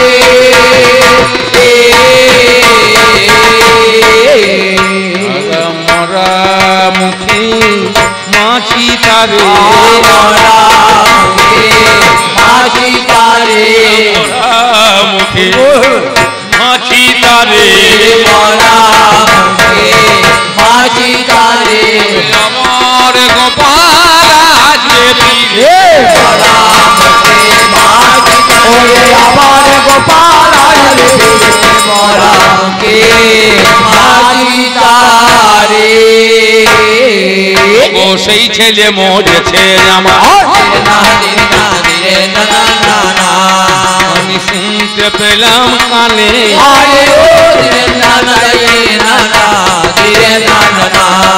আমার অভিমন্যু মারা গিয়েছে, রথির কারণে।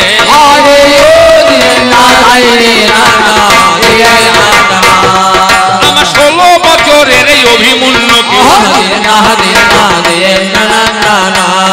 এরা সপ্তরথী মিলে যারা অন্যায় করেছে তাকে দিল আজি। আমি প্রতিজ্ঞা করলাম গগনে সূর্য থাকতে থাকতে আমার পুত্র হন্তাকারীকে আমি যদি না মারতে পারি, আমি নিজের জীবন বিসর্জন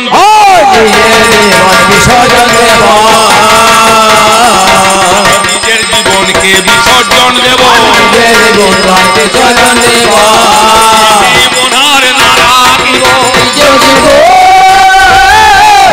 বিসর্জন দেব। প্রতিজ্ঞা করলাম। প্রতিজ্ঞা পালনের নাম ধর্ম, কর্তব্য পালনের নাম ধর্ম। কে করছে বাবা? কে করছে? কে প্রতিজ্ঞা পালন করছে? কে কর্তব্য পালন করছে? ধরে রাখার নাম ধর্ম, চলন গমনের নাম ধর্ম, ধাতুর মন প্রত্যয় করে হয় ধর্ম। আমি প্রতিজ্ঞা করলাম আমার পুত্র হন্তাকারীকে গগনে সূর্য থাকতে থাকতে আমি যদি না মারতে পারি, এ দেহ আমি আর রাখবো না। আমি আমার অগ্নিকুণ্ডে আমার এই নর দেহকে আমি বিসর্জন। খুঁজে খুঁজে খুঁজে খুঁজে পেলাম না। আগুন জ্বেলে দিয়েছি গর্ত করে, কাঠ ফেলে দিয়েছি, ঘি ঢেলে দিয়েছি, দাও দাও করে আগুন জ্বলছে। আমাকে তো আবার যেতেই হবে, কর্তব্য পালন করতেই হবে। বিশ্ব যদি চলে যায়, কাঁদিতে কাঁদিতেই আমি একা পড়ে রব কর্তব্য সাধিতে। কর্তব্য সাধন করার জন্য গান্ডীবকে রেখে আমি অগ্নিকুণ্ডে আমার জীবনকে বিসর্জন দেব। এমত অবস্থায় পশ্চিম গগনে সূর্য দেখা দিয়েছে, আর যাকে মারবো বলে আমি প্রতিজ্ঞা করেছিলাম সেই সে কিনারায় দাঁড়িয়েছে, দেখবে অর্জুনের মৃত্যু। অর্জুনের মৃত্যু দেখবো বলি জয়দ্রথ সামনে দাঁড়িয়েছে, আর সূর্য ডুবে গিয়ে আবার উঠে এসেছে। মানে ওর বেটা কর্ণ মরবেই অর্জুনের হাতে। যদি অর্জুন আগুনে পুড়ে মরে যায়, আর কর্ণ মরবে না।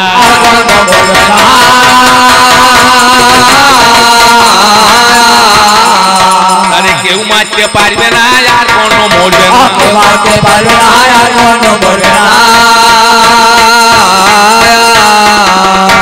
আনন্দতে সূর্যদেব হেসে উঠে গেল।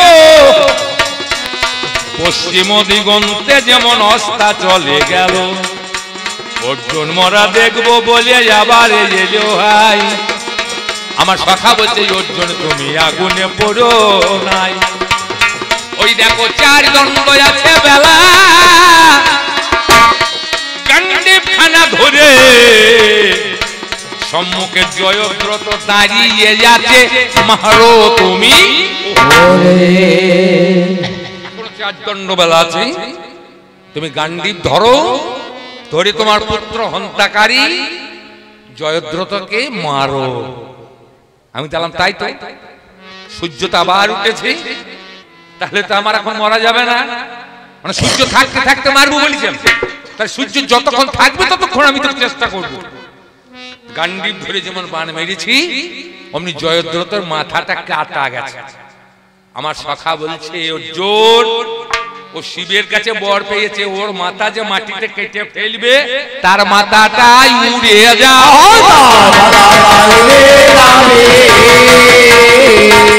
তার মাথাটাই উড়ে যাবে, আগুনে না ফেলা যাবে,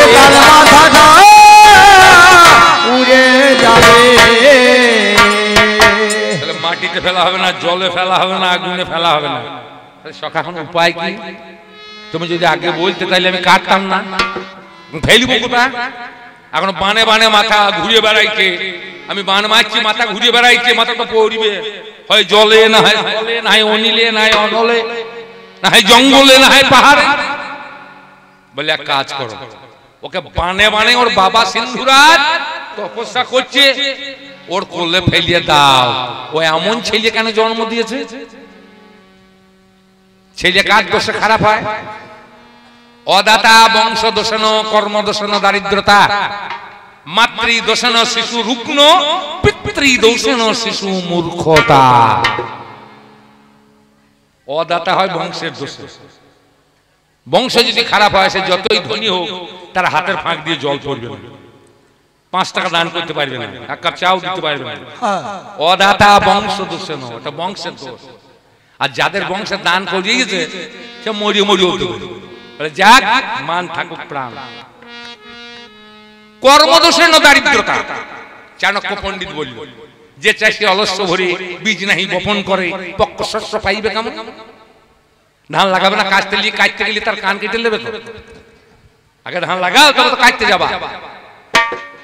কর্মদোষে ন দারিদ্রতা, কর্ম করতে হবে। কর্মনাং বাধ্যতে জগৎ কর্মহি ধত, তবে ওই কর্ম করে লোক নাহি জানে ভক্তি যুগ। কর্ম করে সবাই, কিন্তু কর্ম করতে জানে কে, করাই কে আর করে কে? কর্তা ছাড়া তো কর্ম হয় না সম্পাদন।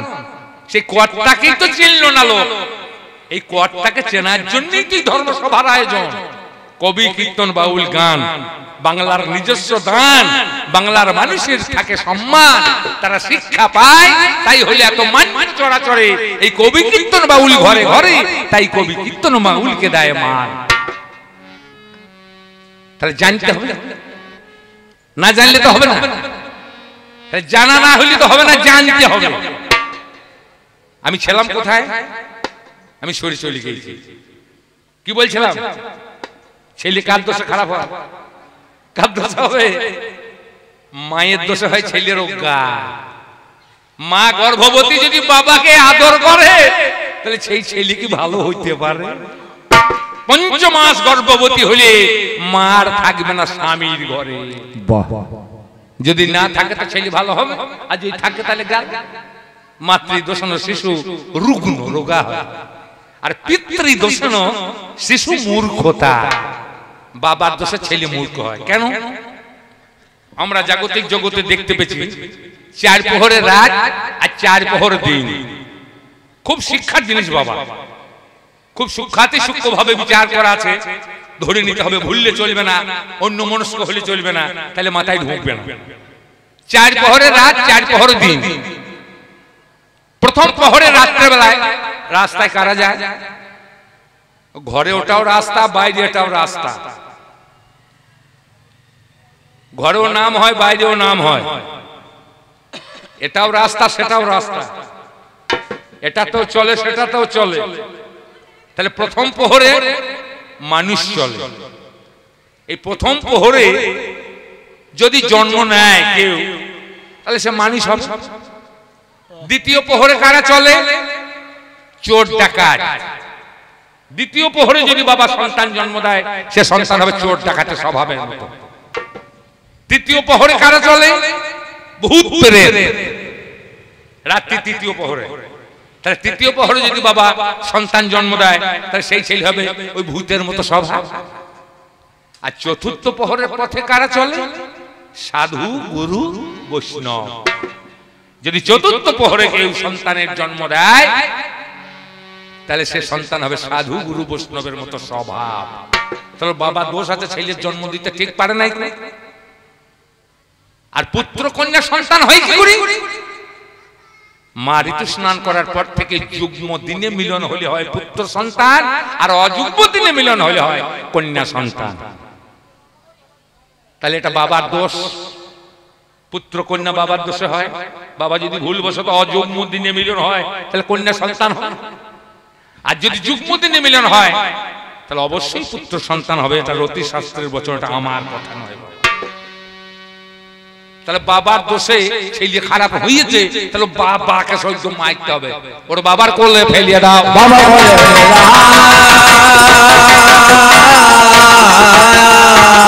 কে বললো? ভগবান শ্রীকৃষ্ণ।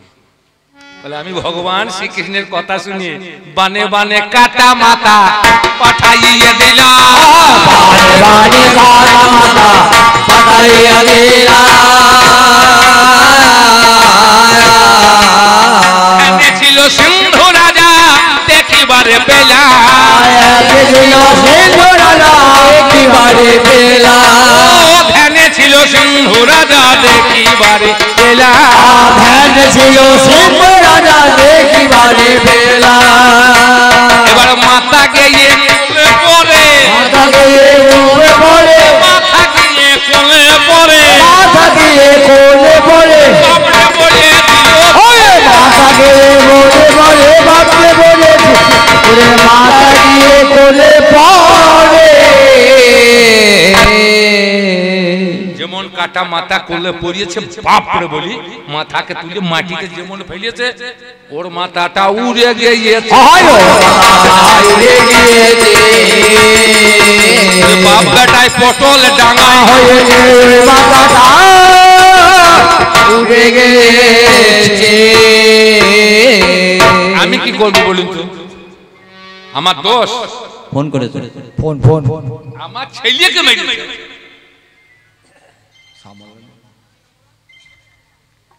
হ্যালো,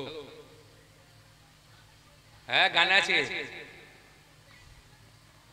বায়না, এখন তো কি করে ধরবো? গান করতে করতে গান শেষ করবো, দেখছি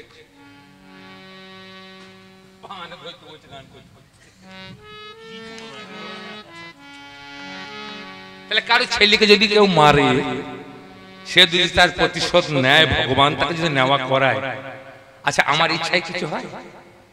জীব কোটি বাঞ্ছা করে, কৃষ্ণ ইচ্ছায় ফল নাহি ধরে। জীবের তো কোটি বাঞ্ছা, তাহলে জীবের ইচ্ছায় কিছু হয় না, আমার ইচ্ছায় কিছু হয় না। ভগবান আমাকে যা করার আছে তাই করেছি, যা করাইছে তাই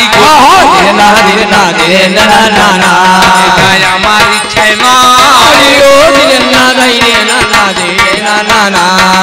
ইচ্ছাময়ের ইচ্ছায় সভাতে জানা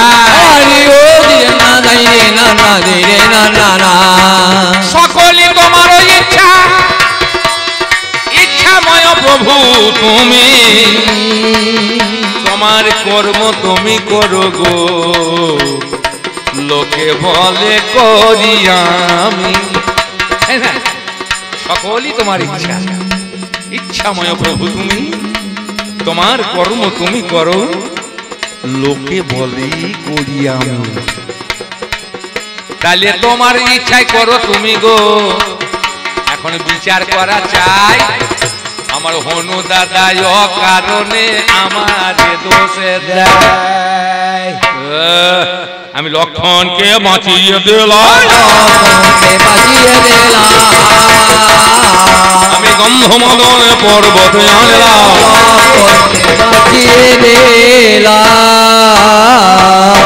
রাম রাবণের যুদ্ধ, এই যুদ্ধের লক্ষণের হয়েছিল শক্তি, কিন্তু এই যুদ্ধ লাগার আগে হনুমান গিয়েছিল লঙ্কায় সীতার অন্বেষণ করতে।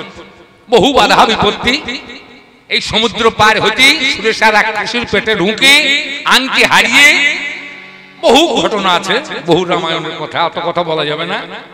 কোন রকম করে লঙ্কা গিয়ে অশোক বনে সীতার কাছে গিয়ে দিল পরিচয়, মা তোমার ভয় নাই, বাবা আছে, এসেছে, আসবে, তুমি কি যাবে বাবার কাছে? বলে না, এই রাবণকে যতক্ষণ না মারতে পারবে আমি ততক্ষণ যাব না। বলে বেশ, তাহলে আমি গিয়ে বলবো। বলে বেশ, তুমি যাবে তো যাবে, কোনো দুঃখ নাই। এ দেখো 3টে আম দিলাম। আম কিন্তু আমাদের এদেশে ছিল না, ওই লঙ্কা শ্রীলঙ্কায় ছিল আম।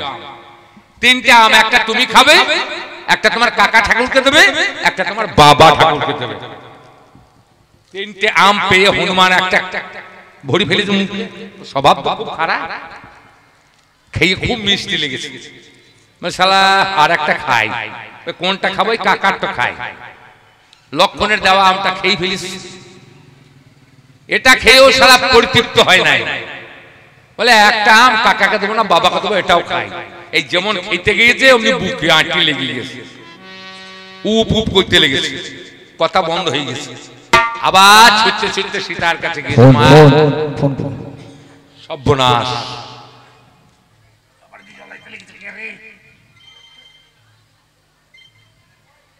হ্যালো, না এখন গান শেষ হয় না, 10টা পর 10:30টায় করবো।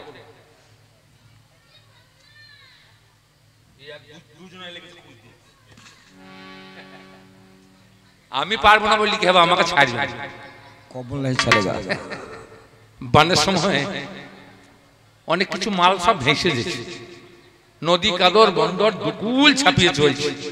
যে যা পাচ্ছে গরু ছাগল ভেড়া ধরছে, পাড়ে তুলছে, আর যার গিয়েছে সে তো পাচা চাবড়াচ্ছে, আর যে ধরছে সে মজা পাচ্ছে। তো একটা ভালুক শালা পড়ে গেছে জলে, আর বিহারি দাঁড়িয়ে আছে কুলে। তো বিহারিদের কম বলে খুব লোক, এই ভেড়া চড়াইতে আসেন মাঠে ঢাকা নিয়ে শুবে আর কি, জল পাথর রোদ শীত সব কেটে যাবে।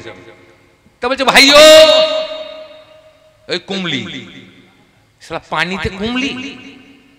এ ভাই দাদার কথা শুনে লাভ জলে পড়িস, কম্বল টকল হতে পারবে। যেমন ভালুকটা আশ্রয় পেয়েছে গো, শালকে খিচিয়ে হয়ে গেছে। এ তখন বুঝতে পেরেছে মাল তো কুমলি নয়। এ দুজনে তখন টানা হেঁচড়া জলে আরম্ভ হয়েছে। এ পারে দাদা বলছে ভাইও কুমলি ছোড় দো। हम तो कुमली छोड़ दो, कुमली যে আমাকে नहीं छोड़ছো, আমি ছাড়বি কে? শালা আমাকে যে ছাড়বে না, কোন রকমই ছাড়বে না। তাহলে ফিরে গিয়ে বলল মা আমার সর্বনাশ হয়েছে, তুমি ভালো করে দাও। হাত বুলিয়ে দিয়ে আঁটিটা সরিয়ে দিল, দিয়ে বলে যখন এসেছি আমি শুধু শুধু যাব না, আমার কীর্তি রেখে যাব। কি কীর্তি?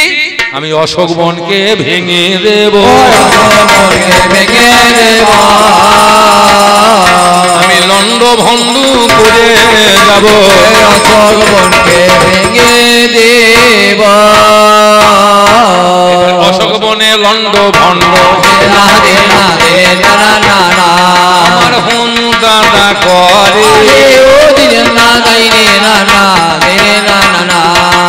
রাবণের রাজার জেরাইছে আমার হনু দাদা ধরে, ধরে বেঁধে হনু দাদা রে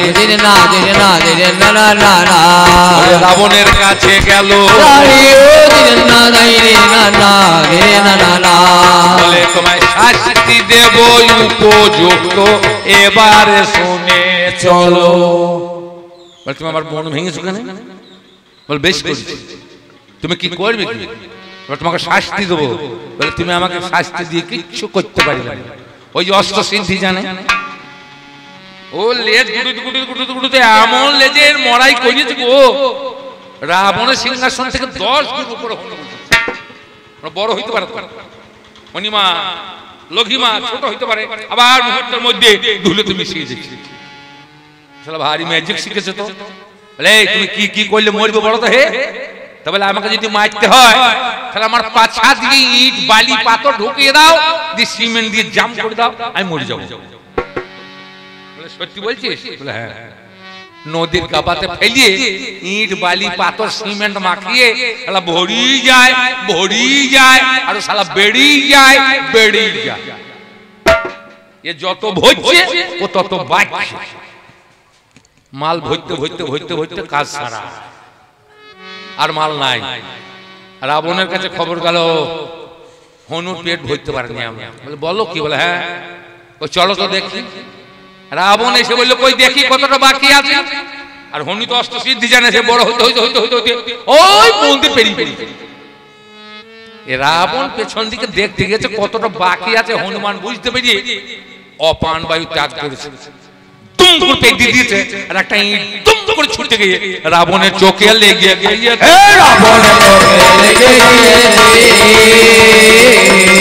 একটা চোখ কানা হয়ে গিয়েছে, রাবণের চোখে লেগে গিয়েছে। কত টাইম না হনু কুবুদ্ধি দেখছেন কেমন? ও ভালো ছেলে হয়নি কখনো, ও ভালো হইতে পারে এমন বাদ কর্ম করিয়েছে গো, রাবণকে কানা করে ফেলেছে। আচ্ছা কেউ যদি এরকম কর্ম করে তাকে দেখে ভালোবাসতে মন হবে? হ্যাঁ, রাবণ খুব রেগেছে, বলে ধর কমান, ওর ব্যবস্থা করছেন, ওকে তো সহজ আমি ছাড়বো না। তখন হনু বলছে রাজা, ও তুমি পাথর ইট যখন জোগাড় করতে পারলে না, আমার লেজে কাপড় জড়িয়ে আগুন ধরিয়ে দাও, আমি পুড়ে মরিয়ে যাব।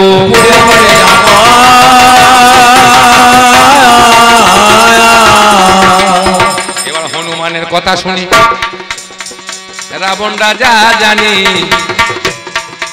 কাপড় চোপড় আর কত জানলো কানি চুনি, লেজে জড়িয়ে হনুর লেজ ঢাকা নাহি করে, যত জড়ায় হনুর লেজটা ততই চলে বেড়ে।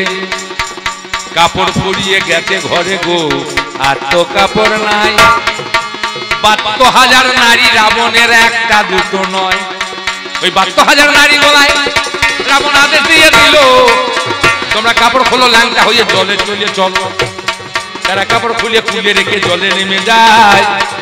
৭২,০০০ নারী ওই রাবণের ভাই, তারা ল্যাংটা হয়ে থাকলো, জলে কাপড় দিল খুলে। ৭২,০০০ কাপড় এনে হনুর লেজে জড়িয়ে দিলে, তথাপিও যায় না ঢাকা গো, লেজটা বেরিয়ে যায়। লঙ্কাপুরে আর তো কোনো কাপড় কিন্তু নাই। ৪ জনারে আছে কাপড় এই লঙ্কাপুরে।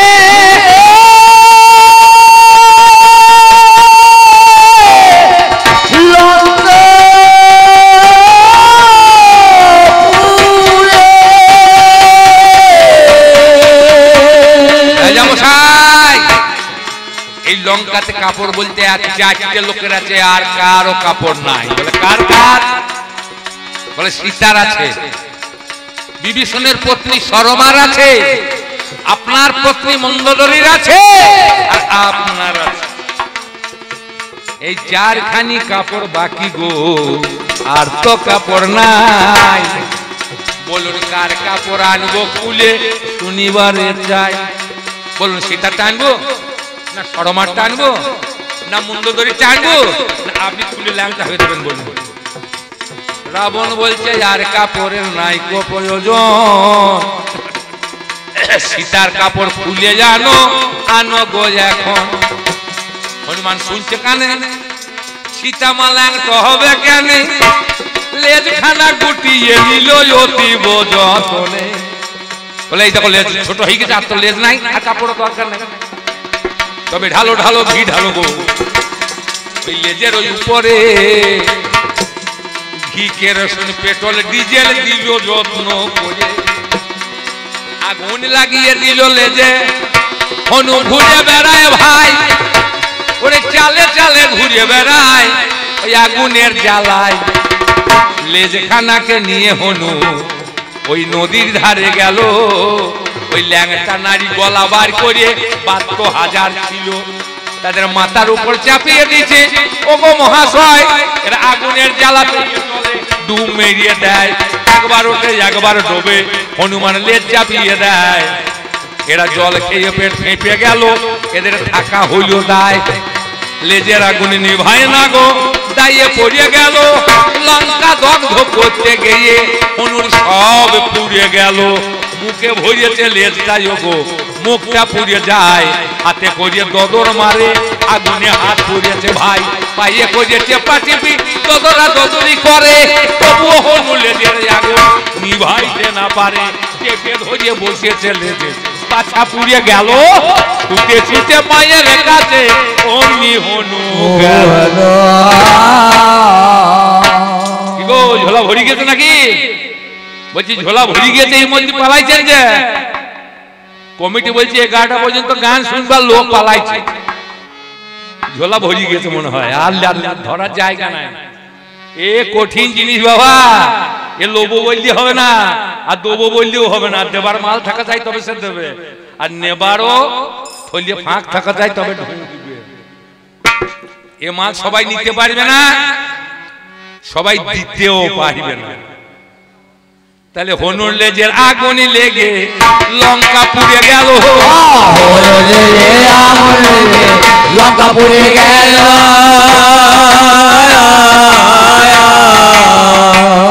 ওরে লেজের আগুনে নিভায় না কোথায় পড়ে গেল। ও লেজের আগুনে পড়ে গেল, হনুর লেজের আগুন নিভায় না কোথায় পড়ে গেল। লেজের আগুনে পড়ে গেল। আগুন তো নিভাবে না, আগুন নিভাইছে না। শত চেষ্টা করে হনু যখন আগুন নিভাইতে পারল না, আবার গেল অশোক বনে। মায়েরও চরণে পড়ে গড়াগড়ি যায়, বিপদে পড়েছি মা গো করো আজ উপায়। নিভাই না আগুনে আমার কি বাজ আমি করি, কেমন করে যাব ফিরে বলো যতন করে। বলে কোনো চিন্তা নাই, তোমার বাবার নাম কি করো স্মরণ, লেজটা মুখে ভরি নাম করিলে আগুন খানা নিভে যেতে পারে। তোমার বাবার নামটা মুখে আনো আর লেজটা মুখে ভরো, তোমার লেজের আগুন নিভে যাবে।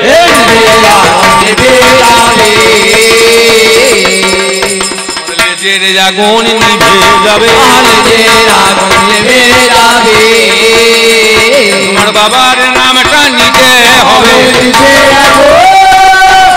লেবে যাবে। আগুন নিভে গেল। ফিরে এলো, রামকে সন্ধান দিল। রামচন্দ্র সাগর বেঁধে লঙ্কায় গিয়ে রাবণের সঙ্গে যুদ্ধের হলো আয়োজন। সেই যুদ্ধে রাবণের বানে হইয়াছে লক্ষণের মরণ। ও ঠাকুর লক্ষণ মারা গেছে। কিসে মারাছে? শক্তিশীল বানে। লক্ষণ ঠাকুর মারা গেল,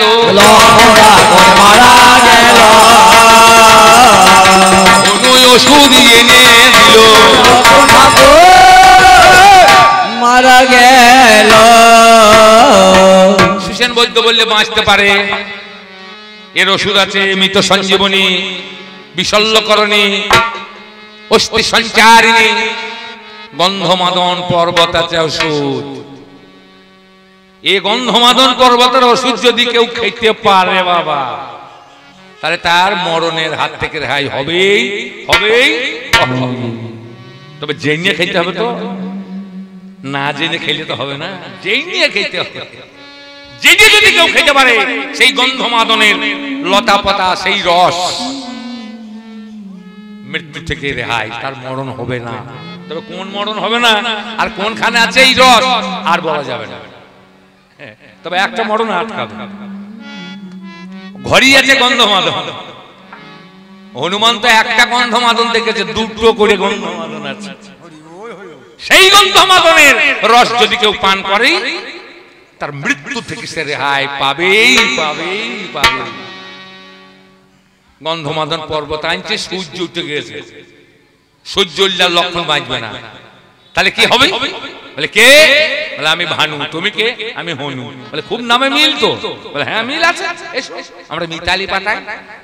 হনু চালাকি করি সূর্যকে বগলে ভরি। আচ্ছা সূর্যকে একটা বেলুন, সূর্য একটা জেলাপি, সূর্যকে একটা চপ, একটা অগ্নিকুণ্ড, যেটা পৃথিবী থেকে 13 লক্ষ গুণ বড়।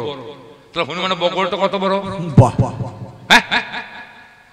সালা একটা লোম উপরে নাই। এই সূর্য আছে বগলে, মাথাটা আছে পাহাড়। চলল নন্দীগ্রাম দিয়ে। জয় শ্রীরাম, জয় শ্রীরাম, জয় শ্রীরাম, জয় শ্রীরাম। ভরত শুনতে পেয়েছে, অমনি এসে 80 লক্ষ মন মাটুল। কোন শালা তৈরি করেছে? এমন কামার আছে দাঁড়িয়েতে? 80 লক্ষ মন মাটুল তৈরি করতে তার সাঁড়াশিটা কত বড় চাই, তার আপরটা কত বড় চাই? 80 লক্ষ মন লোহা এক জায়গায় জড়ো করলে পাহাড় পর্বত থেকেও উঁচু হয়ে যাবে। 80 লক্ষ মন বাটুল মেরে দিয়েছে হনুর বুকে। হনু পড়েছে দুপ করি, তাহলে একটা পিঁমড়েও মরে নেই। বলে বাঁচাও, আমাকে তুলিয়ে দাও, তোমার দাদা লক্ষণ বাঁচবে না। আবার 80 লক্ষ মন বাটুল মেরিয়ে এই পরা হনুকে আবার ওপরে তুলে দিয়েছে। একবার পড়িয়েছে, একবার উঠেছে, নামিয়ে ফেলেছিল হনুকে। হনুকে আবার ঠেলিয়ে ঠেলিয়ে ওপরে তুলেছে। আচ্ছা বলুন এটা সম্ভব? হইতে পারে? হইতে পারে। এবার বলছে সতী নারীর স্তনদুগ্ধ চাই। কে সতী নারী? একমাত্র মন্দোদরী। রাবণের 72,000 নারীর মধ্যে একমাত্র মন্দোদরী হচ্ছে সতী নারী। সতী নারী কারা? একটা স্বামী নিয়ে ঘর করে তারা। অসতী নারী কারা? 5টা স্বামী নিয়ে সংসার করে যারা। না তা নয়, একটা যারা স্বামী নিয়ে থাকে তারাও সতী নয়, আর যারা 5টা স্বামী নিয়ে সংসার করে তারাও অসতী নয়। 5টা স্বামী হইতেই পারে, সবারই 5টা স্বামী, একটা কারু নাই। তাহলে সতীকে আগে জানতে হবে। নিজের সত্তাকে রক্ষা করে স্বামীর সত্তাকে যারা রক্ষা করে তারা হলো সতী, আর যারা নিজেও রক্ষা হয় না স্বামীকেও রক্ষা করে না তারা হলো অসতী। সকালবেলায় সিঁদুরের মারুলি দিয়ে কপালে ঘোমটা দিয়ে বলে আমার মতো সতী কেউ নাই, আমার একটা ছাড়া দুটো নাই। রাতের বেলায় স্বামীর মাথা শুক্লবর্ণ পুরুষকে চিবিয়ে চিবিয়ে খায়, প্রতি রাতে বিধবা হয়, আর সকালবেলায় সধবা সেজে বলে আমার মতো সতী আর কেউ। হরি বল হরি বল। সতী মন্দোদরীর কাছে স্তনদুগ্ধ আনতে গিয়ে বলে মা, বলে কে? বলে আমি হনুমান। বলে তুই সে আমার ল্যাংট করে জলে ডুবিয়েছিলি সেই হনু? বলে হ্যাঁ। মা বলে যখন ডেকেছে আর কি রাগ থাকতে পারে? কোন নারীকে যদি মা বলে ডাকা যায় তার অন্তরে আর কি কোনো ক্ষোভ থাকতে পারে? বলে কি চাই? বলে মা তোমার স্তনদুগ্ধ চাই। বলে কি হবে? শক্তি ছেলে পড়েছে আমার ঠাকুর লক্ষণ, তোমার স্তনদুগ্ধ না পেলে আমার প্রাণের ঠাকুর মারা যাবে,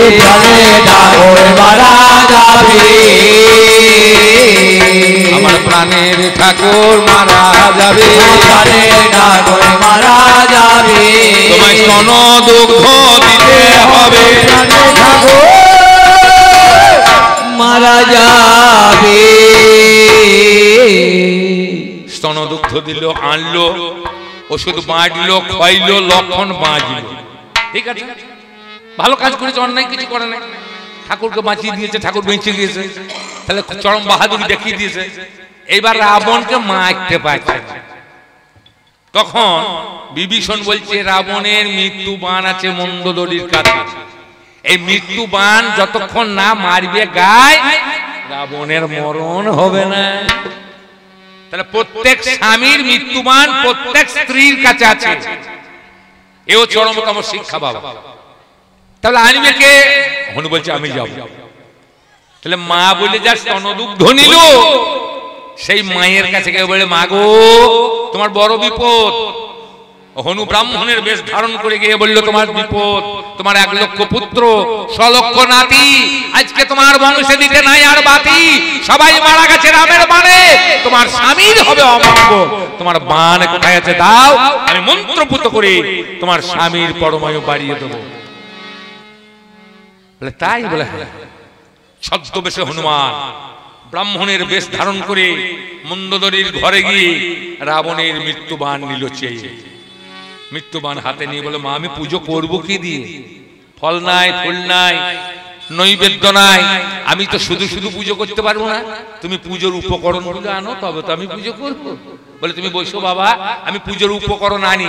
পুজোর উপকরণ যেমন মন্দোদরী আনতে গেল অমনি হনু স্বরূপে, তখন আর বামুন নাই, তখন হনু স্বরূপে বগলে বানটা ভরিয়ে উপরে পাঁচিরে উঠল,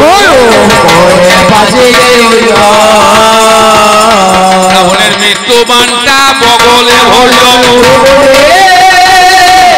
পাঁচিরে উঠল।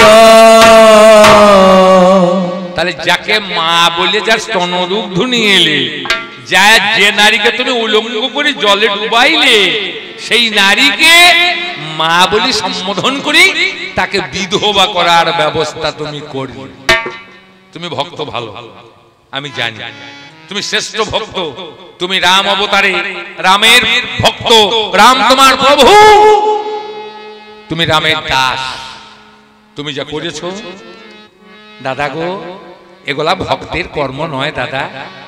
তুমি খুব বড় ভক্ত বলে অহংকার করো, তুমি সাগর বেঁধেছ কিন্তু সাগর ভেঙে গেছে আর জোড়া হয় নাই। আমি বলেছিলাম দাদা এত নাম করলে সাগরটা জোড়া দিতে তো পারলে না, হবে না, হতে পারে না। একবার ভেঙে গেলি সে জায়গা আর জোড়া দেওয়া যায় না। একবার যদি ভেঙে যায় আর কখনো কিছু দিয়ে জোড়া দেওয়া যায় না। তুমি পারলে না, তবে আমিও সাগর মানতে পারি। আমাদের দুজনের মধ্যে এবার বীরত্বের পরীক্ষা। লোক পালাইছে, আমাকেও পালানোর ব্যবস্থা করতে হবে, তার জন্য সেই দিকে হাঁটছি। বলে তুমি সাগর মানতে পারবে? বলে সাগরের কাছে যাবো কোথায়? আমি তো সাগরের কাছে নাই, নদীতে চল। সরস্বতী নদীতে গেলাম, বলে আমি বাঁধ বাঁধবো, তুমি চেপে দেখো, তোমার বাঁধে আমি চেপে দেখেছি, তুমি আমার বাঁধে চেপে দেখবে। হনুমান কিনারায় দাঁড়ালো, আমি আমার গান্ডীব নিয়ে আমার সখাকে স্মরণ করে সরস্বতী নদীর তীরে মারলাম। সরস্বতী নদীর জলে আমি তীর ফেলে বাঁধ করলাম, বললাম দাদা হনুমান গো, তুমি চেপে দেখো, আমিও বাঁধ বেঁধেছি। হনুমান বলল, ভাই আমি চাপবো, তোর বাঁধ টিকবে তো? বিশ্বম্ভর মূর্তি ধারণ করে হনুমান জয় শ্রীরাম বলে যেমন বাঁধের উপরে চাপলো, বাঁধ মচ মচ মচ মচ মচ মচ করে উঠলো শব্দ, আর সরস্বতী নদীর জল হলো লালে লাল। কি হলো? সাদা জল লাল হলো কেন? বলে হবে। তাড়াতাড়ি দাদা হনুমান বাঁধে থেকে উঠে এলো, আর বাঁধের তলাতে ভগবান কৃষ্ণ কাছিমের মূর্তি ধারণ করে সেই বাণে পিঠ দিয়ে ধরে বাণকে রক্ষা করল। হনুমানের এত ভার, হনুমান এত ভারী, সেই কাছিমের মুখ দিয়ে দর দর দর দর দর দর রক্ত ঝরি সরস্বতী নদীর জল হলো লাল। উঠে এসে বলল, তোমরা দুজনাই শ্রেষ্ঠ, তুমিও শ্রেষ্ঠ, এও শ্রেষ্ঠ। বলে তুমি কে? বলে আমি অর্জুনের সখা কৃষ্ণ ভগবান। বলে আমি তো তোমাকে মানতে পারি না, আমি জানি শ্রীনাথে জানকী নাথে অভেদ আত্মা, তবু আমি তোমাকে মানতে পারি না। হে ভগবান, তুমি যদি সেই মূর্তি ধারণ করে আমার মা সীতাকে বামে বসিয়ে রূপ দেখাতে পারো, তবে তোমাকে আমি বিশ্বাস করব, তাছাড়া আমি তোমাকে বিশ্বাস করব না। ভগবান কৃষ্ণ পড়ে গেলেন। তাই রুক্মিণীকে দেখি বামে সীতা সাজিয়ে সরস্বতী নদীর তীরে রাম সেজে হনুমানকে দেখালো, রাম আর সীতার মূর্তি। হনুমান দেখলো রাম সীতা, অর্জুন দেখলো রাধা কৃষ্ণ, ভক্ত ভগবানে হলো মিলন। আজ পর্যন্ত ওই সরস্বতী নদীর জল মাসে মাসে হবে লাল। গৌর প্রেমানন্দে হরি হরি।